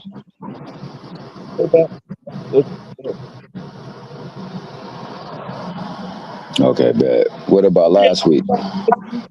Sunday this week. What about last week? The fights that happened last week? Last weekend. Yeah. You like some fights going on during the week. Yeah, Brian. I think he's gonna beat Barry though. Yeah, I think Barrios. They're saying he's thinking about going to 154. I don't know if given the way he was talking after that fight, man. I think that he done took a couple of fights where they put a little bit of profound wear and tear on him, man. He doesn't sound clear, and somebody told me, I think Poro told me he's always sound like that, but I never really caught him slurring before. He started sounding like he was slurring his words. Yeah, but it's some tough. And I know that fight against Thurman, it was tough on him. Yeah, he rearranged his face. So, yeah, he had his face looking different. You're not your face not supposed to look like that. So, I thought that the Frank Martin Nair Albright, the Wu Albright fight was a very good fight. Yeah, I think that fight needs to be ran back for sure. That fight definitely needs to be ran back. I would love to see that fight again, and I would love to see how each responds to it, to see who is truly the best fighter in that fight. I wasn't mad at a draw. I think the more memorable moments in the fight belonged to Albright, so that's why it was a draw. I thought the more economical work was being done by Frank, but he had that lasting look of getting knocked a little bit woozy, and that's going to always hold more credit. Wu, a good fighter. I thought that when he fought Keyshawn, I thought he actually should have got a draw on that fight, or definitely could have made way for a win.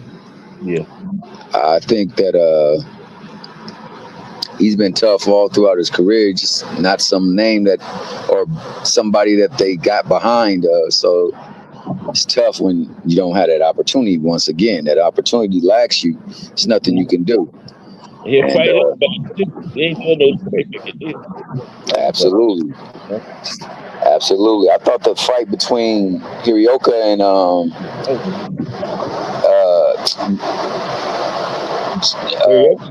Russell. Yeah, Russell. I thought that was an absolute beautiful fight, man. And He had to work for that one. yeah, he did. He made him work, man. It's good when you get competition in there. Yeah, it's good when you get people in there that want to win. Mm-hmm. and got enough to make it difficult for you. So I appreciated that fight. Now I thought he did far better than what a lot of people say. Matter of fact, I'll just highlight this part. For one, you could tell that there was obvious bias in all of the fights that were on the card. But in Yeah. this one particular, go ahead, go ahead. No, I was just agreeing. Them announcers are pathetic, man. Yeah, they're starting to be. It's like what Max Kellerman is for Sufa. Like Yeah, he's just a glorified mouthpiece for them, and that's right. he's gonna speak ill against anything that is not Zufa, and that's how those folks were doing in that fight card that just passed by this week. But I will say this: at the end of the fight, there was Mm-hmm. a flurry of punches thrown by Hirioka. Not Mm-hmm. one of them, maybe two of them landed, Yeah. and he said, "Oh, it's like an 8 punch combination." Yeah. None of the punches landed. You threw 8 punches, but not all of them landed, and Right. most of them got either missed or got parried, Mm-hmm. and they were like, "Yo, that's working." I'm like, "That's how they see fights." So whatever looks active, that's what they like, and Yeah. that's almost amateurish in a way, man. They're calling fights on an amateur basis. They're not calling what they see. Gone are the days where people actually got play-by-play calls that actually mirrored what was in the ring, what they Oh, saw in the ring, and they need to be replaced. They need to be checked. You need people in there that's gonna call what they see, that's the and, whole and art. unfortunately, everybody's on payroll. That's what the So fight. payroll now means we're gonna push our agenda, Yes. our objective, You're right. Yes, our man. narrative. Oh, yeah. Yes, man. You know. That's damaging to the sport, though. Hold on, let me go on mute. Yeah. Yeah. But Yeah, I was going under an overpass, and the noise gets echoed big I time. want to ask you about here. I think they did Oscar Duarte dirty, man. That man went to a whole camp. The fight was calmed down, and his was just going in a total different direction. That's crazy how they did Duarte, man. That's Yeah, nasty. That's nasty work. That's, very much so, very much so. And it's like, I mean, each one of them are bad, but some are worse than others, man. And it's not a good listen when you're looking at something in the ring, and you're seeing what you know what you're looking for, and you seeing it being called a certain way that's not it.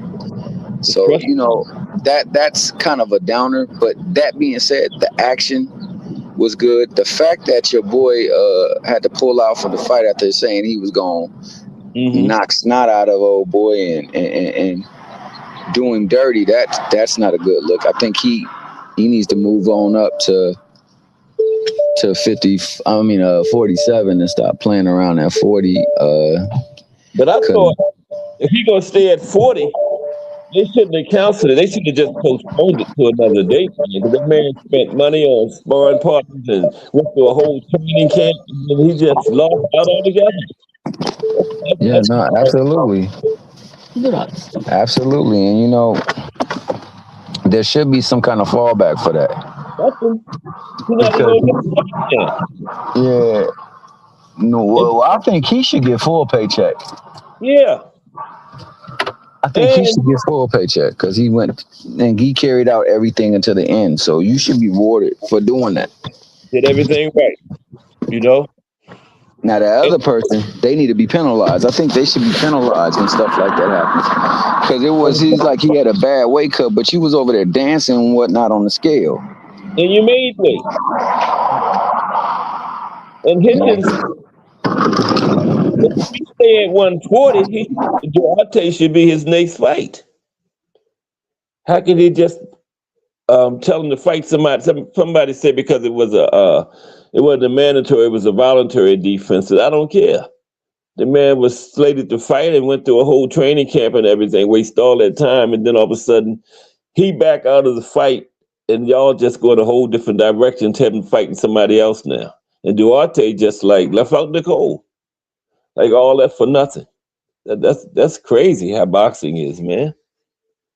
It's just crazy how they do these fighters. It's dirty. That's what you call very nasty work there. The man ain't getting no title. I don't really,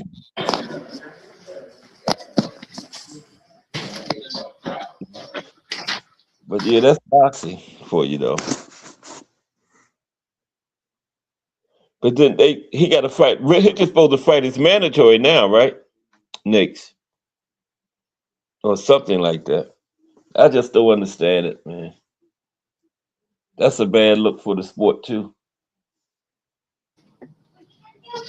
But like you said, for Duarte, he doesn't get a chance at the title. Nope. He doesn't get a chance to pay out the work that he put in. Yeah, he didn't get no pay or nothing, man. Now look at this. Somebody put 30 dishes in 30 white. It was just like a big waste of time. I don't understand that. I thought the least they should do is just reschedule that same fight. Oh, absolutely, absolutely.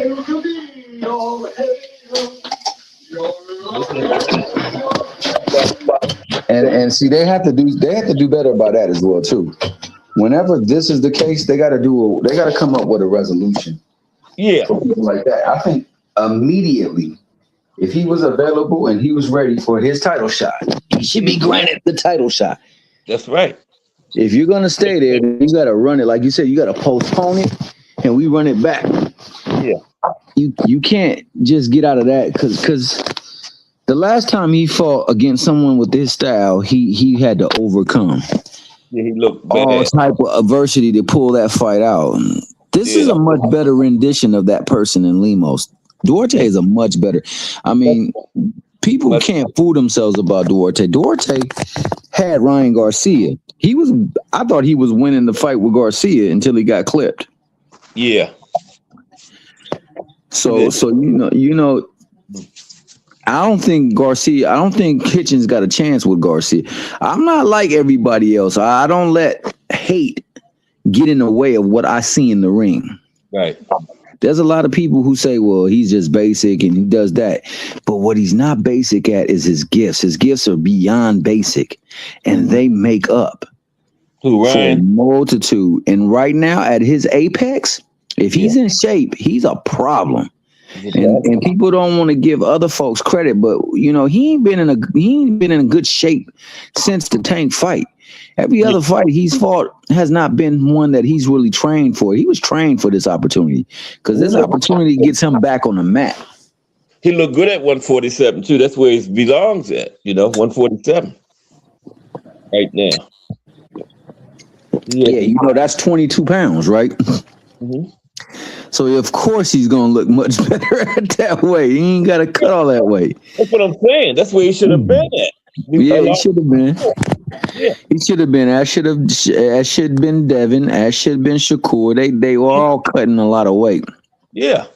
So this is what I want to ask you, man, because this is often a chance that people hold this question on folks.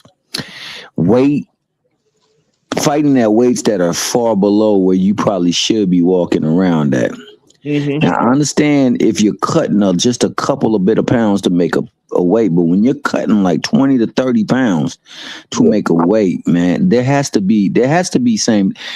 I'm sorry, man. I think they need to come back the same day weigh-ins or within the final 2 weeks.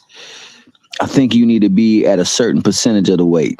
And I think that's what they need to do. So that way, people are not, maybe even a little bit closer than that, man. Maybe I mean further than that. Wherein like within a month, you should probably be within a certain target rate because they're cutting way too much weight and then putting way too much weight on. If you can put on 30 pounds in one night, how come we can't take off 30? I would love to take off 30 pounds in one night right now. Crazy, man. But you know what, TL, think about this. When those fighters go up there and be cutting all that weight, they really hurting themselves the most. Look how good Ryan looked at 147 where he belonged at. You see what I'm saying? They really put themselves having to cut all those pounds. Yeah, I think if you can't go to camp and get down the just walk off the street into your training camp through the process of camp, get down the weight just by doing the normal things you do in a training camp. If you can't get down the weight doing that, you don't belong at that weight. If you got yeah, to spend time just losing weight, you shouldn't be at that weight. You're supposed to be able to get absolutely. on weight just by the natural processes of your training. You know? Yeah, because you know the days me, you, I'm pretty sure Al Booger, he got to see some of that, man. Them boys was rehydrating no more than 7 pounds. Yeah, It was mostly like 3 to 5 pounds that they would rehydrate. that's They the way. wasn't cutting that much weight. Shout Right? out to Mike Rim. He said he looking for some unfrozen water so he can go fish. Shout out to the fisherman. Shout out to Technique. He say that we got Pro Box later on today, so I guess that's a good thing. Yeah. They done moved to I Fridays. thought it was yesterday, but it's today. Yeah. Yeah, and they're ascending closer to being a format that they can go on Saturdays as well too. So shout out to Pro Box. And now Booger say it's because it's a circus. It's a total joke most of the times, and that is what boxing is. It's become that. And he says that he likes that you should be within a certain amount of weight before you get in 2 weeks into the fight, because then that way you can monitor these people, man, a lot better, and they would have to fight closer to where they belong. where they belong, man. It's gotta. I'm not sure if the same day weigh-ins is the way, especially since this has been the way that they have chosen to cut weight to get to fights. But there's gotta be some kind of happy medium. And see, with all these nutritionists and stuff, if you can put 30 on overnight, who knows how much you can put on from the morning to the night, even the same day. That might not even stop them, I just wish, like you absolutely right. I just wish I had the ability to take off. I would love to take off 30 pounds right now in one night and be absolutely at my best. And then be back, put the 30 pounds back on. You know what I'm saying? I can't even eat enough food. I could eat 30 pounds of food and still not put on 30 pounds, man. Remember, Devin weighed at 140 and fought at 165 against Regis, remember? I remember, man. And some say he walked in that weight at 170, bro. He walked in that ring at 170. Overnight. Yeah. That's crazy. That's crazy. If it just 165 is crazy, but that's not just him. It's a lot of people doing that now. That was just an example. You're right, though. A lot of them. A lot of them. I don't think they give you no advantage, though. I think you're really hurting yourself. Well, I mean, I think that's what we saw in that Loma fight, man. I think that if it would have been a good Devin that was able to get to probably 165 and I had to cut that much, then you would have seen a different performance out of him. I think that's why I still feel like Loma won the fight. I'm not gonna lie, I felt like he won the fight. I thought that Devin, of the first 6 rounds, you could give him 4. I ain't gonna lie. At first watch, I had it 3-3, but I watched it again and I had it 4-2. But 7, that was Loma. 8, that was Loma. 9, that was Loma. 10, that was a Loma. 11, that was Loma. He ran off 5 straight rounds on him. Now, one of them was an edge. I forgot. So you can edge it to the champ, no doubt. But there was no time in the fight in the second half of the fight where Dev looked comfortable in the fight. Even he said he figured me out. Remember he told Bill he done figured me out, Dad? Yeah, they even spent that. They spent that. So, damn. How can he be pulling the rounds like he talking about the man that figured him out? Loma must be doing something to him in there. This is the thing. The commentary from round 11 to 12 and then the look of their faces after 12 was over. That said everything to me. That said everything. He was the winner. That told you everything right there, too. He was too happy. He celebrated like that, man. He thought he had lost that fight, man. And I only say that to say this. Kind of relief. Mm-hmm. I was told that legacy was given to him through Cambosis, right? So if we look at Cambosis, we look at Cambosis' resume and the people he fought, they don't trend in the way that's you're fighting great competition. Then in those fights, the two prior to him beating Teofimo, he had split decisions who I thought both Malik and Mickey beat him. I thought they did the more effective work in the fight. They just were fighting in his territory and they were giving him the bop because the money was behind him. He did beat Teo. It was a close fight, and Teo didn't fight a fight that he should have fought, but he still lost the fight. But then after that, Devin twice. Absolutely. I don't think he won a round. Then it was Maxie Hughes after that? Was it Maxie Hughes? Maxie Hughes. I don't think he won but 2 rounds max. And I was giving him a round, I think. I think that he fought Paro. Didn't he lose? Fight Paro. Right. He lost to him. He lost to Hitchens. He lost. I honestly think he lost to the fighter that was in Australia. I forget that cat name, but I thought he lost that fight. Was that after Loma? Yeah, that was after Loma. Yeah, Loma stopped him. Stopped him. The one after Loma, who that was? I know it was in Australia, though. And I thought he lost that fight. So, it's all about opportunity and making the most of it. He had the opportunity to fight Teo when Teo wasn't at his best. I really don't believe Teo was ever a threat to any of the top fighters that he was being compared to. No. I thought all of them would beat him. I never thought he was anything special. I thought that if Loma would have threw more than 10 punches in the first 6 rounds, he would have won that fight. Easily beat Teo. So I'm not big on like overvaluing things. I look at what I see in the ring, man, and what I use that to always be my ultimate judge. I know when I see people at their best. I know when I see people that are not at their best, and I'm not ever gonna take away from the fighter that happened to be at their best on the night where they got somebody that wasn't on their best, but. Devin definitely he wasn't at his best in those fights because he had spent 3 fights too many at that weight. Yeah, I think that was that. Yeah, he should have been gone from 35. He started at 17 at 35, and he boxed all the way to 24. Right, that was like 7. Been there like 7 years or something like that. You know what I'm saying? As a growing person. Yo, that's hard on the body. So, for him to even perform as good as he did against, because I do believe Loma's a good talent. I don't think he's as great as everybody else making. Yeah, he was but I do believe you say what again? He was overrated, but he was still very good at the same time. Yeah, it's kind of hard to say that, but I agree with you. I think that they thrust a lot of stuff upon him that I don't think he fully deserved, but he was very, very good. I'm gonna head up there with Ali, Sugar Ray, that cat. No, he wasn't that good, but he was a very good fighter. But not on that. He definitely wasn't on their level. That's crazy. Some people put him up there, Tio. To mention it, and see, that's what I'm saying, man. I think that the only person you possibly in this time that we've seen as of late put them amongst that mentioning is Floyd. Yeah, I don't even think you could put Pacquiao there.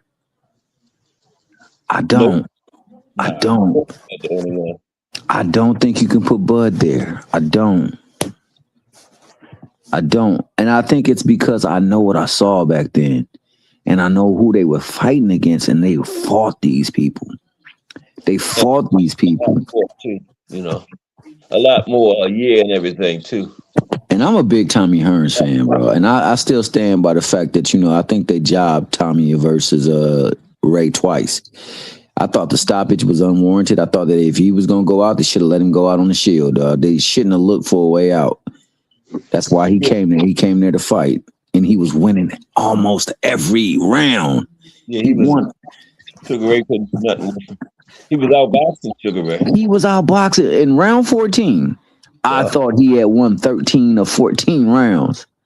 Damn near. He had to fight one at that point. I know that much. Sugar Ray needed a knockout. He at least won 12 of those 13 rounds. He needed a knockout, man. Sugar Ray needed the knockout. He did. He needed the knockout, and they don't know if he would have gotten it. They should have let him go. He had him down. No. But yeah, and then the second one, that was a travesty. And you know what? Back around that time, it wasn't stopping fights like that all fast like that neither. So that was very strange. You know, for that era. You think it was strange? No, So look at the dynamic. Look at the dynamic though. So you got the golden boy, the one who brought the gold back home to USA in the Olympics, right? Yeah. Then you look at the two aesthetically. Sugar Ray is the more handsome of the two. Yeah. He represents what they would like black folks to be, so to speak. Right. Mm-hmm. He And was then all-American black man. Exactly, Cass. Say that again. The all-American black fighter. Mm-hmm. Like if we would like Time magazine, all that kind of stuff, man. Yeah, on all the and you know to make time, you big. Sugar Ray did it, man. You big. Mm-hmm. How many brothers or sisters have been on Time magazine? Many, and an athlete, you know. Yeah. So you know there's money behind you. Yep. There's influence behind you. Yep. They can't have that man lose that fight. Mm-hmm. No. Not to him. And you know, I'm gonna take you a perfect example. They weren't stopping fights like that back then. Boom Boom and Duke Kim was after that. They let Boom Boom kill that man. They didn't stop that one. You feel me? So, he almost committed homicide in that ring. Why didn't stop that one? So yeah, that's why I said that. Matter of fact, didn't he die after that? Yeah, he died. He died after the fight. Yeah. He was over there killing. They didn't stop that fight at all. Yeah. I do believe the person that was, I forgot who was commentating, but he said they need to stop this fight. Yeah. Mm-hmm. I think it was Tim Ryan, wasn't it? I think so. Yeah. And didn't stop it. He got knocked out and never regained consciousness. Yeah. Yeah, man. So, you know, that further cements why I feel like, you know, the money in the sport, the money has always dictated the victor for the most part. The only way it wasn't if they could get a different fight, another fight off of it, and they wanted to sell it. They wanted to increase the intrigue. Especially with somebody like Sugar Ray Leonard or somebody, you know, the money definitely played a big role in it. Yeah, because like you said, this is somebody that's on Time magazine. Now, Time is sold throughout the world. Yeah. And an athlete, you know what I mean? Yeah. So you know, man, I mean, it's nice. It's real nice to see people in the ring with one another, man. And, you know, you might not get the desired result at times, but you get to see the artistry be put on display. And that's why I say, man, I mean, for all these fighters that are competing, that are actively competing, I think that they should start pressing for these fights, pressing to make the fights. They should. A lot of it now is the promoters done played into that old thing. They want to preserve their fight because they're making money off of it, you know? Yeah. Look at Oscar. Well, it's funny that you mentioned him because, you know, I think they are in the coup right now to try to get out of the boots fights. And I think they're using the lawsuit as a term, as a measure of trying to look like they're not ducking, but yet ducking that fight.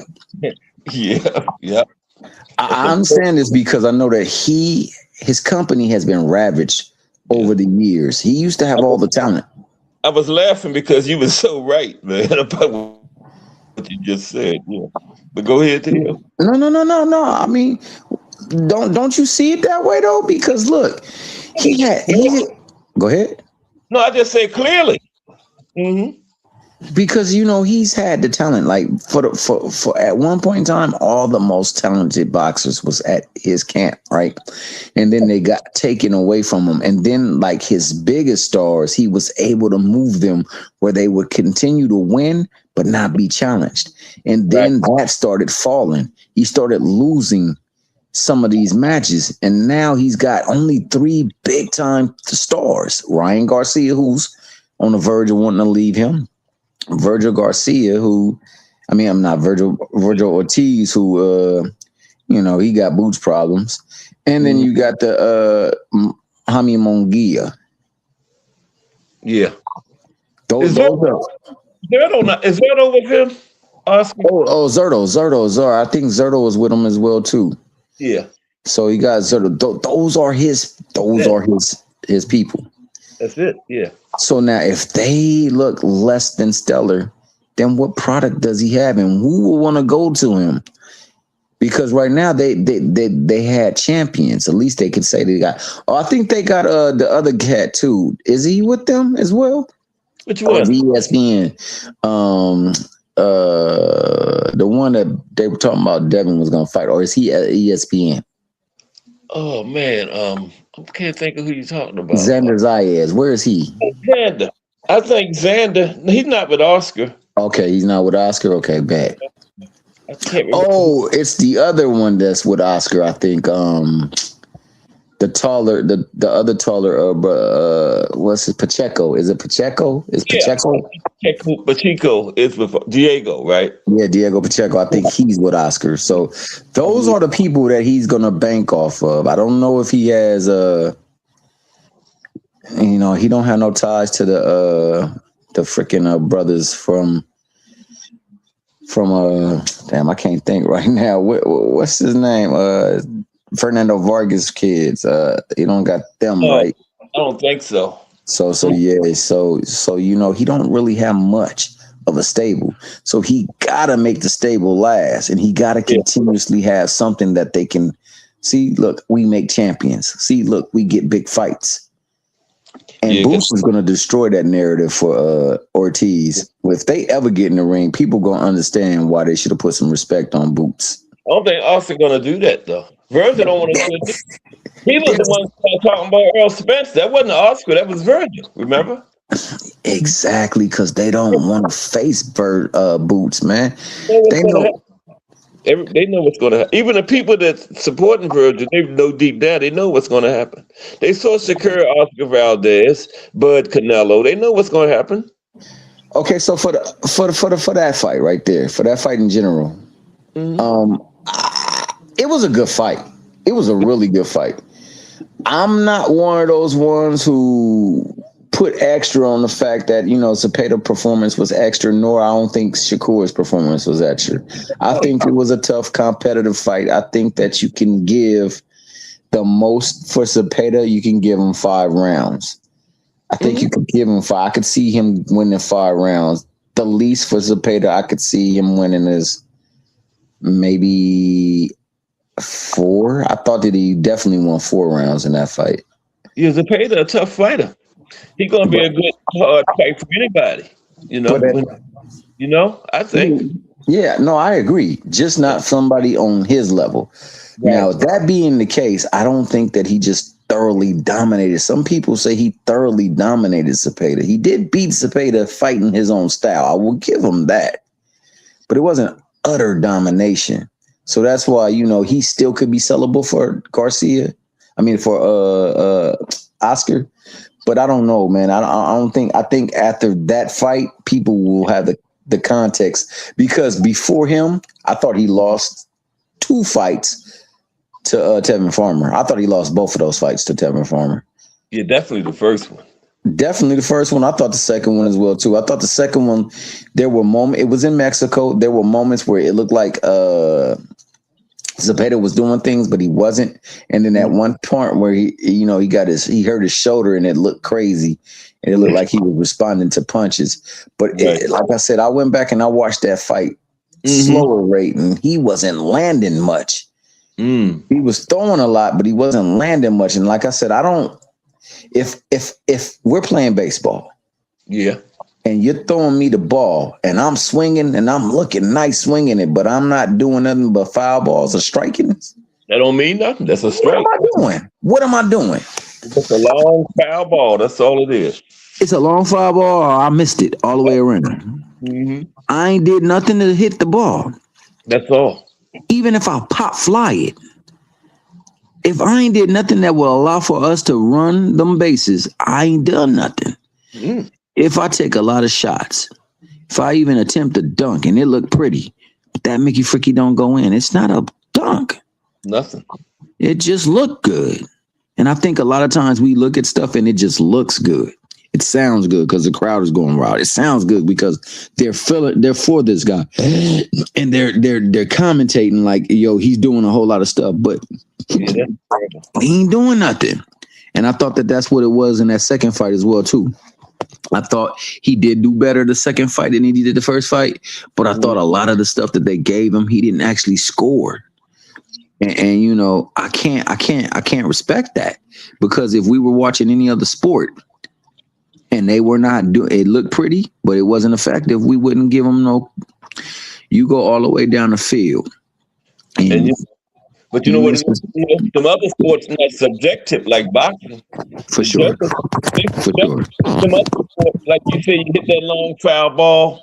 Is only one thing about it. It's just a long foul ball.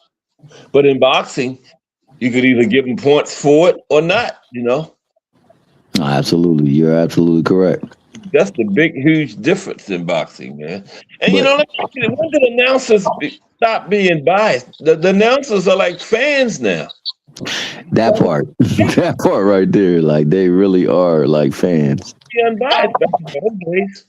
And not just fans, but these new fans, where you know they make excuses for their fighters, and they create, you know, indictments against the other fighters that they don't like, man. It's crazy. So whole stretches of rounds just talking about one of the fighters. He's supposed to be commentating on both of the fighters in the ring. Yeah, you know? Man, I seen the fight, bro. I really did. I saw a fight where, you know, it's crazy. I just say I seen a fight where one fighter really wasn't doing much, but they were saying that fighter was conquering the world. And then they also talking about what did you do after the round and everything. That's not your job to be giving just saying advice for the fighter and stuff. You know, it's just crazy. They go overboard with it. They really go overboard. Absolutely. So that's why I think with Oscar, you know, he don't have very many guns in the holster. I shouldn't say it that way. He don't have very many in the gun.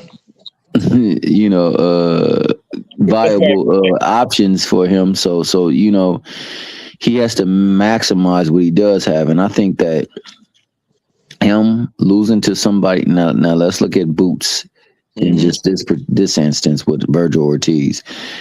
Yeah. Boots, because of his affiliation, quote unquote, the misaffiliation of him being with Showtime Boxing, thus being with Al Heyman, has garnered a negative following.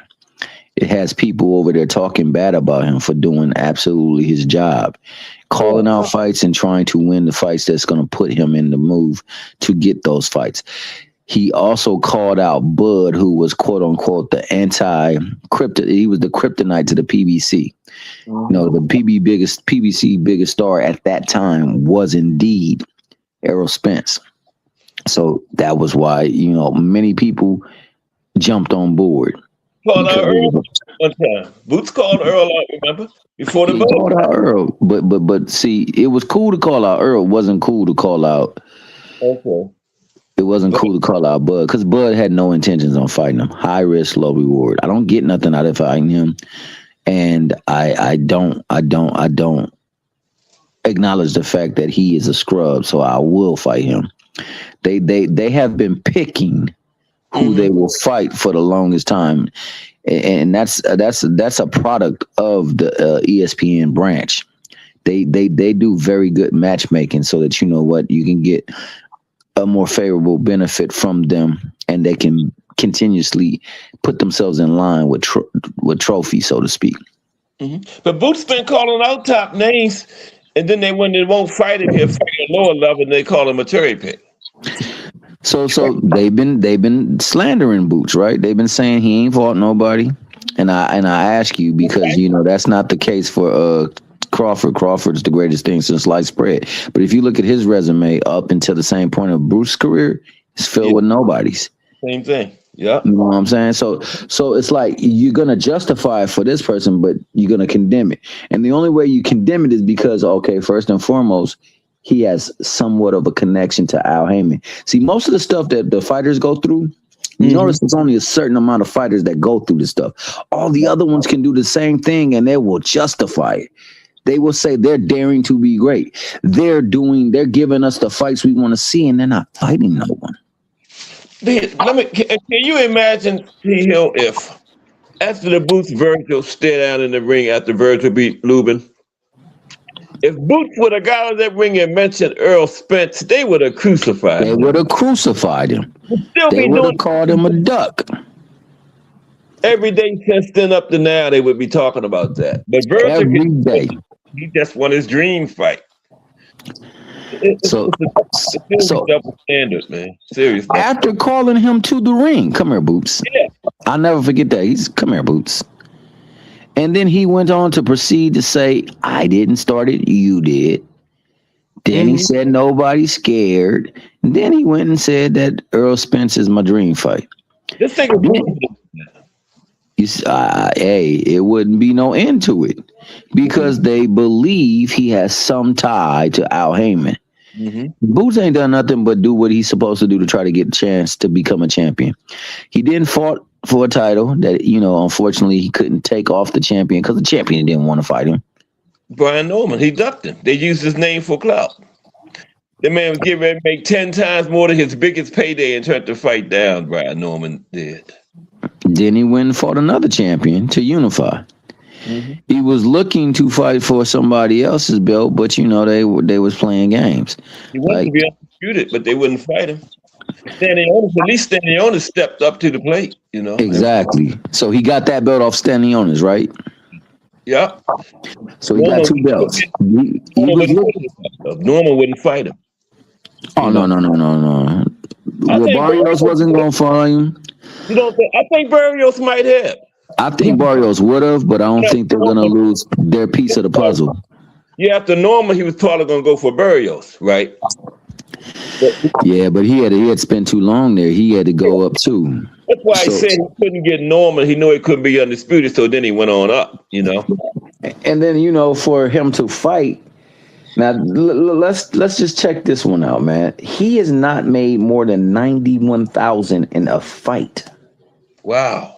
Because he's fighting Boots, now he needs to get 2 million. Oh yeah, he was getting like 10 times more than what he had ever made before. Yeah, 1.75 would have been 10 times more than what he's ever made in a match. He turned it down. And he turned it down because it was in Philadelphia. He said, if it was anywhere else, I would fight. See, this is the thing. You're saying you're going to knock him out when you fight him, but you can't knock him out in Philadelphia? Like the ring being in this location makes a difference between you being able to knock this Negro out and not. Ring, ain't nobody in there but y'all two and the referee. It could be on the moon. So what's the difference? Exactly. He was scared, man. He knew he was going to destroy it. That boy didn't have a chance against Boots, man. He didn't. They can see, just like we can. Him and his father knew that. They thought they could beat Devin. I knew they couldn't beat Devin. This is also a factor in there. They had a certain time frame that they could negotiate before Karen Kukadajian had been ordered for the purse bid. They didn't get it done. Everything after that time was cannon fodder because they wasn't going to be able to do it without breach of contract. Because Karen Kukadajian won his fight again because, they said he ran. So he wanted to vindicate himself.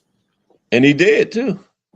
Oh, absolutely. I think currently right now in that division, he's the best fighter. I feel that way. Yeah. I think so. I think he will beat every single champion in the ring. I think so. Now, I do believe a few of them can beat him as well, too. But I think he has the goods to beat every single one of them. Where's Vila at? Remember Villa? So that's why I'm saying this is why they're ducking him, because Villa was somebody that had a lot of promise, and it Yeah, all went away in that one fight. He beat that dude so badly. fought since. He's only fought like maybe once or twice since, and he's lost twice, and he's lost every fight since. He got knocked down. Boots beat his career out of him, man. Yeah, he literally he destroyed that cat.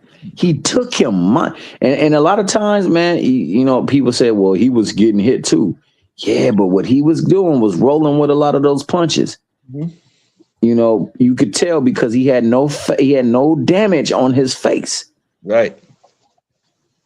But that's not the negative to say. That's all that is, you know.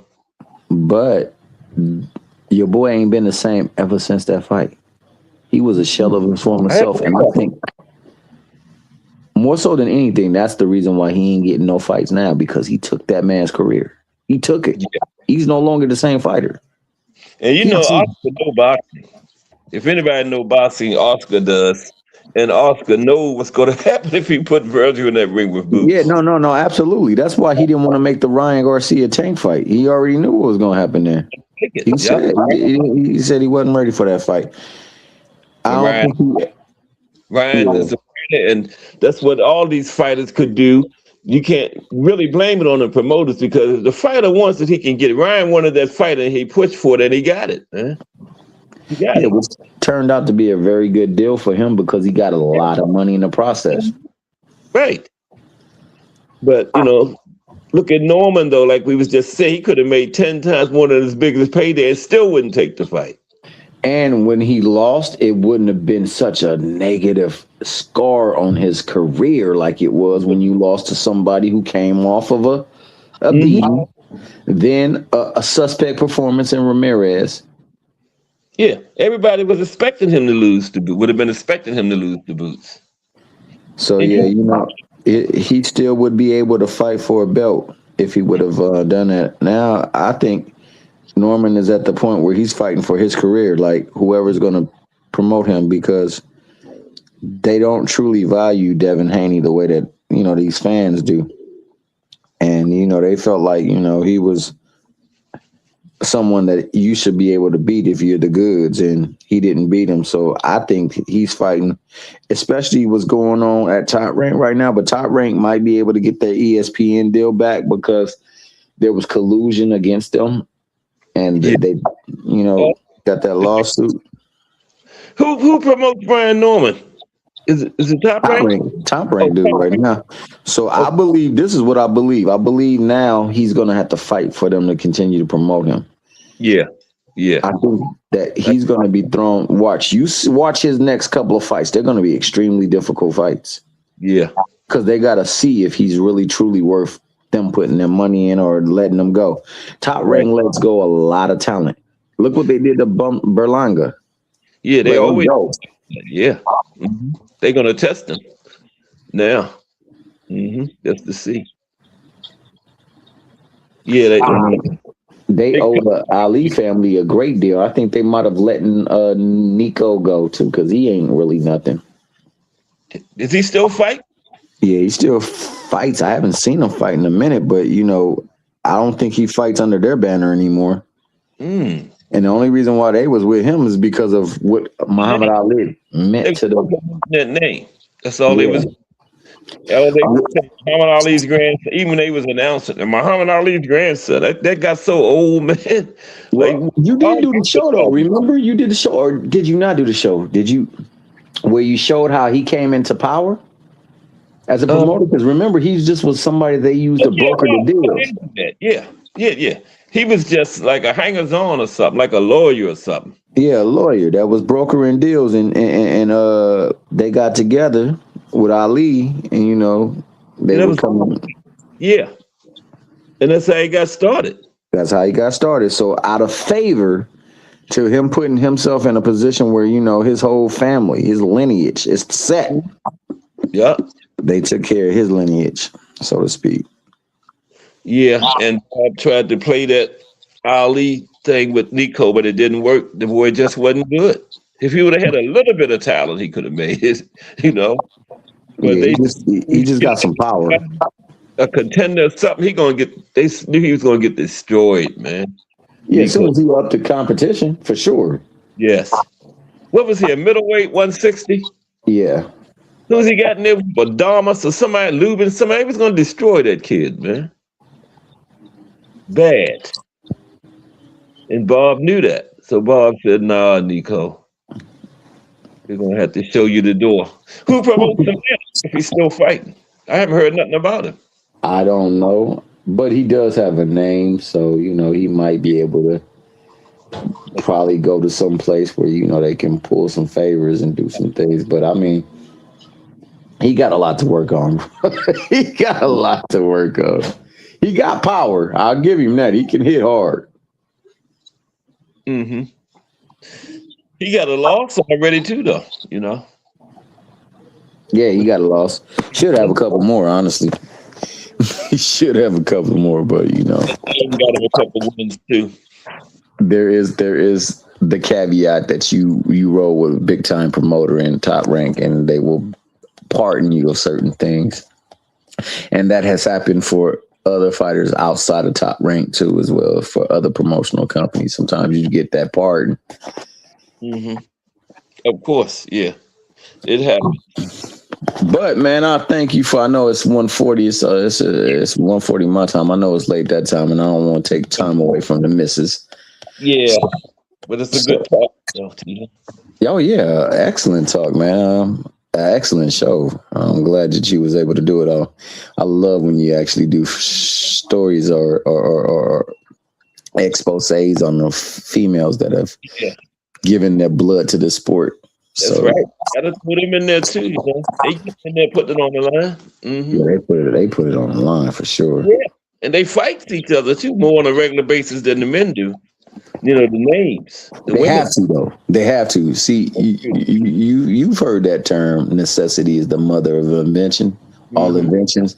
Well, right now it's necessary for them to do this because they can't move like the men do. They got to make the product something that, people are willing to get behind. So they got to give them action. Yeah. At one point in time, it was like that for the men. You had to fight. Yes, it was. Now it's like that. What you call that? It's like the dog show. You know what I'm saying? It's a pageant now. Yeah. But we got some good ones coming. We got Benavidez and Zerto coming up. Yeah, how do you feel about that fight? Zerto might beat him. I'm not all in Benavidez's corner like a lot of people is. I don't know. Yeah, I know a lot of people. I know Porter definitely believes that Zerto's going to win. I don't know if the money is behind him. And if it's even remotely close, right? I think that they'll give it to Benavidez because Zerto got to be convincing. Zerto done already fought Canelo, so you can't make no more money there. He did a much better job against Canelo than I thought he would. Yeah, and if Zerto beat him, that'll mess up. If Benavidez ever wanted to come back down and fight with Vol arbitrary, if you lose, or possibly Canelo. Or Canelo. I still think that's one of the biggest fights in boxing. It is, if it could happen. I still think it could happen. If it could happen. So, that's why I favor Benavidez because the money will be behind him. You can do more with Benavidez than you can do with Zerto. Yeah, it's boxing. You got to factor that in. Always. Yeah, that's just a fact. Mm-hmm. And you want to know what's sad right now? What's that? The very fact that the money is going to always be behind Tank Davis. You can look at how it's been with him being outside of boxing. That's a good point right there. Yeah. And I swear boxing looks like TikTok and Instagram right now. It's full of challenges and pranks. Man, there's nothing real. Still in everybody's mouth, T Hill. Yeah, and it ain't nothing been real. They went through what he going through, They're doing things that they accused him of doing. Yeah. So you just think when he comes back, he is that much more valuable to the sport. Mm-hmm. He So gonna I come think back in his first fight and command a big, humongous payday. watch how crazy it is. Watch. You see it, you know. And I hope it's against somebody that they feel can beat him, because then the numbers will skyrocket. And a lot of people that wouldn't fight him gonna be willing to fight him because he had that layoff. You know. Yeah. So it's a perfect storm, man. They done made this man even more valuable to the sport by Yep. lying on him, by persecuting him, by saying all types of slanderous stuff on him, man. He's got the chance to capitalize off this. I just hope that he do, man. I hope that he put that pettiness aside and he make them fights. I think he coming back. Oh, I know he coming back. It's just who he gonna come back to, because there's some fights he should get off the docket. There's some And fights that he need to make. when too, T. He can't wait no Yeah, years. yeah, because you know he's 31 years old now. You know what I'm saying? He got like 4 more years for that athletic prime, and then it's gonna be time to taper down. And then when you're getting older, the longer you lay off, the harder it is to get that time and all that stuff back too. You know. I think the one saving grace for him is that he's been training. I think Yeah. when they said he was a fugitive, he was actually training. I think I'm being honest with you. I think that when he comes back, I think that he recognized that the last fight he had wasn't a very good example of his brand of boxing. And I think that he's going to come back and he's going to get vengeance on whoever he get in that ring with. But we're going to see. But I guarantee you, because of the lack of absence and how these people tried to fill this void, doing some real shady stuff and some like gimmicky stuff. Yeah. He going to come in there. He going to set it back on fire. He still got some good people in his ear too. Calvin and Kenny's still in his ear, you know. I think he also tapped back in with Kevin Cunningham too, and that's always a good fit for him. Got good people around, you know. So I think he's gonna be okay. We're gonna see though. That's one thing for sure. We'll see how that shakes out, because there's still fights for him to make, and some fights that could be huge.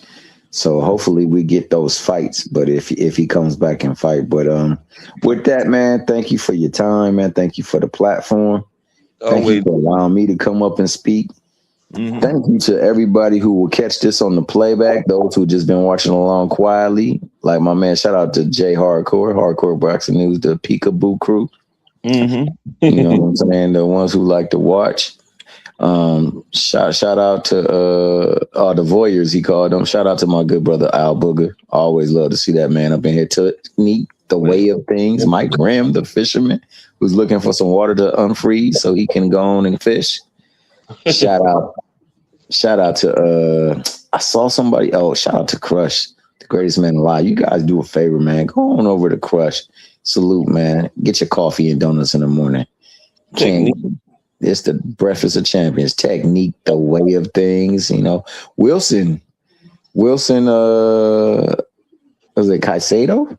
Shout out to you, bro. I never seen you before, so shout out to you, man. The Boxing Menu Podcast. Up to that good brother right there, Mike Magic, the champ. The better half. I saw her up in here, Victoria, BTS, and shout out to BVO Boxing, the notorious one. But most importantly, man, shout out to the people who come through. Like I said, always you're able to come in and converse in the chat. We always interact one with another. You're gonna find out things about boxing that probably you didn't know. You're gonna see boxing put to light and also in its truth. And you're gonna see boxing respected and being respected. Also, your opinion matters. Your voice does count. So we would love to hear from you. You can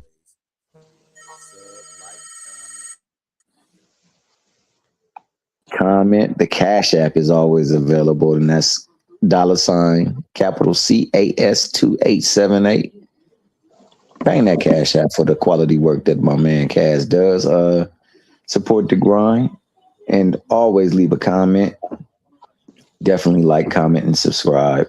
This is 2 o'clock Shorty. He comes to you 2 p.m. Eastern Standard Time every single day, Monday through Friday. Weekends is for the family. But you know what? Every now and again, you might catch him on a panel or two, and that's a rare thing, man. But shout out to Cass Sports, the Box Story. Shout out to you, man. You guys have a wonderful weekend. I'm out.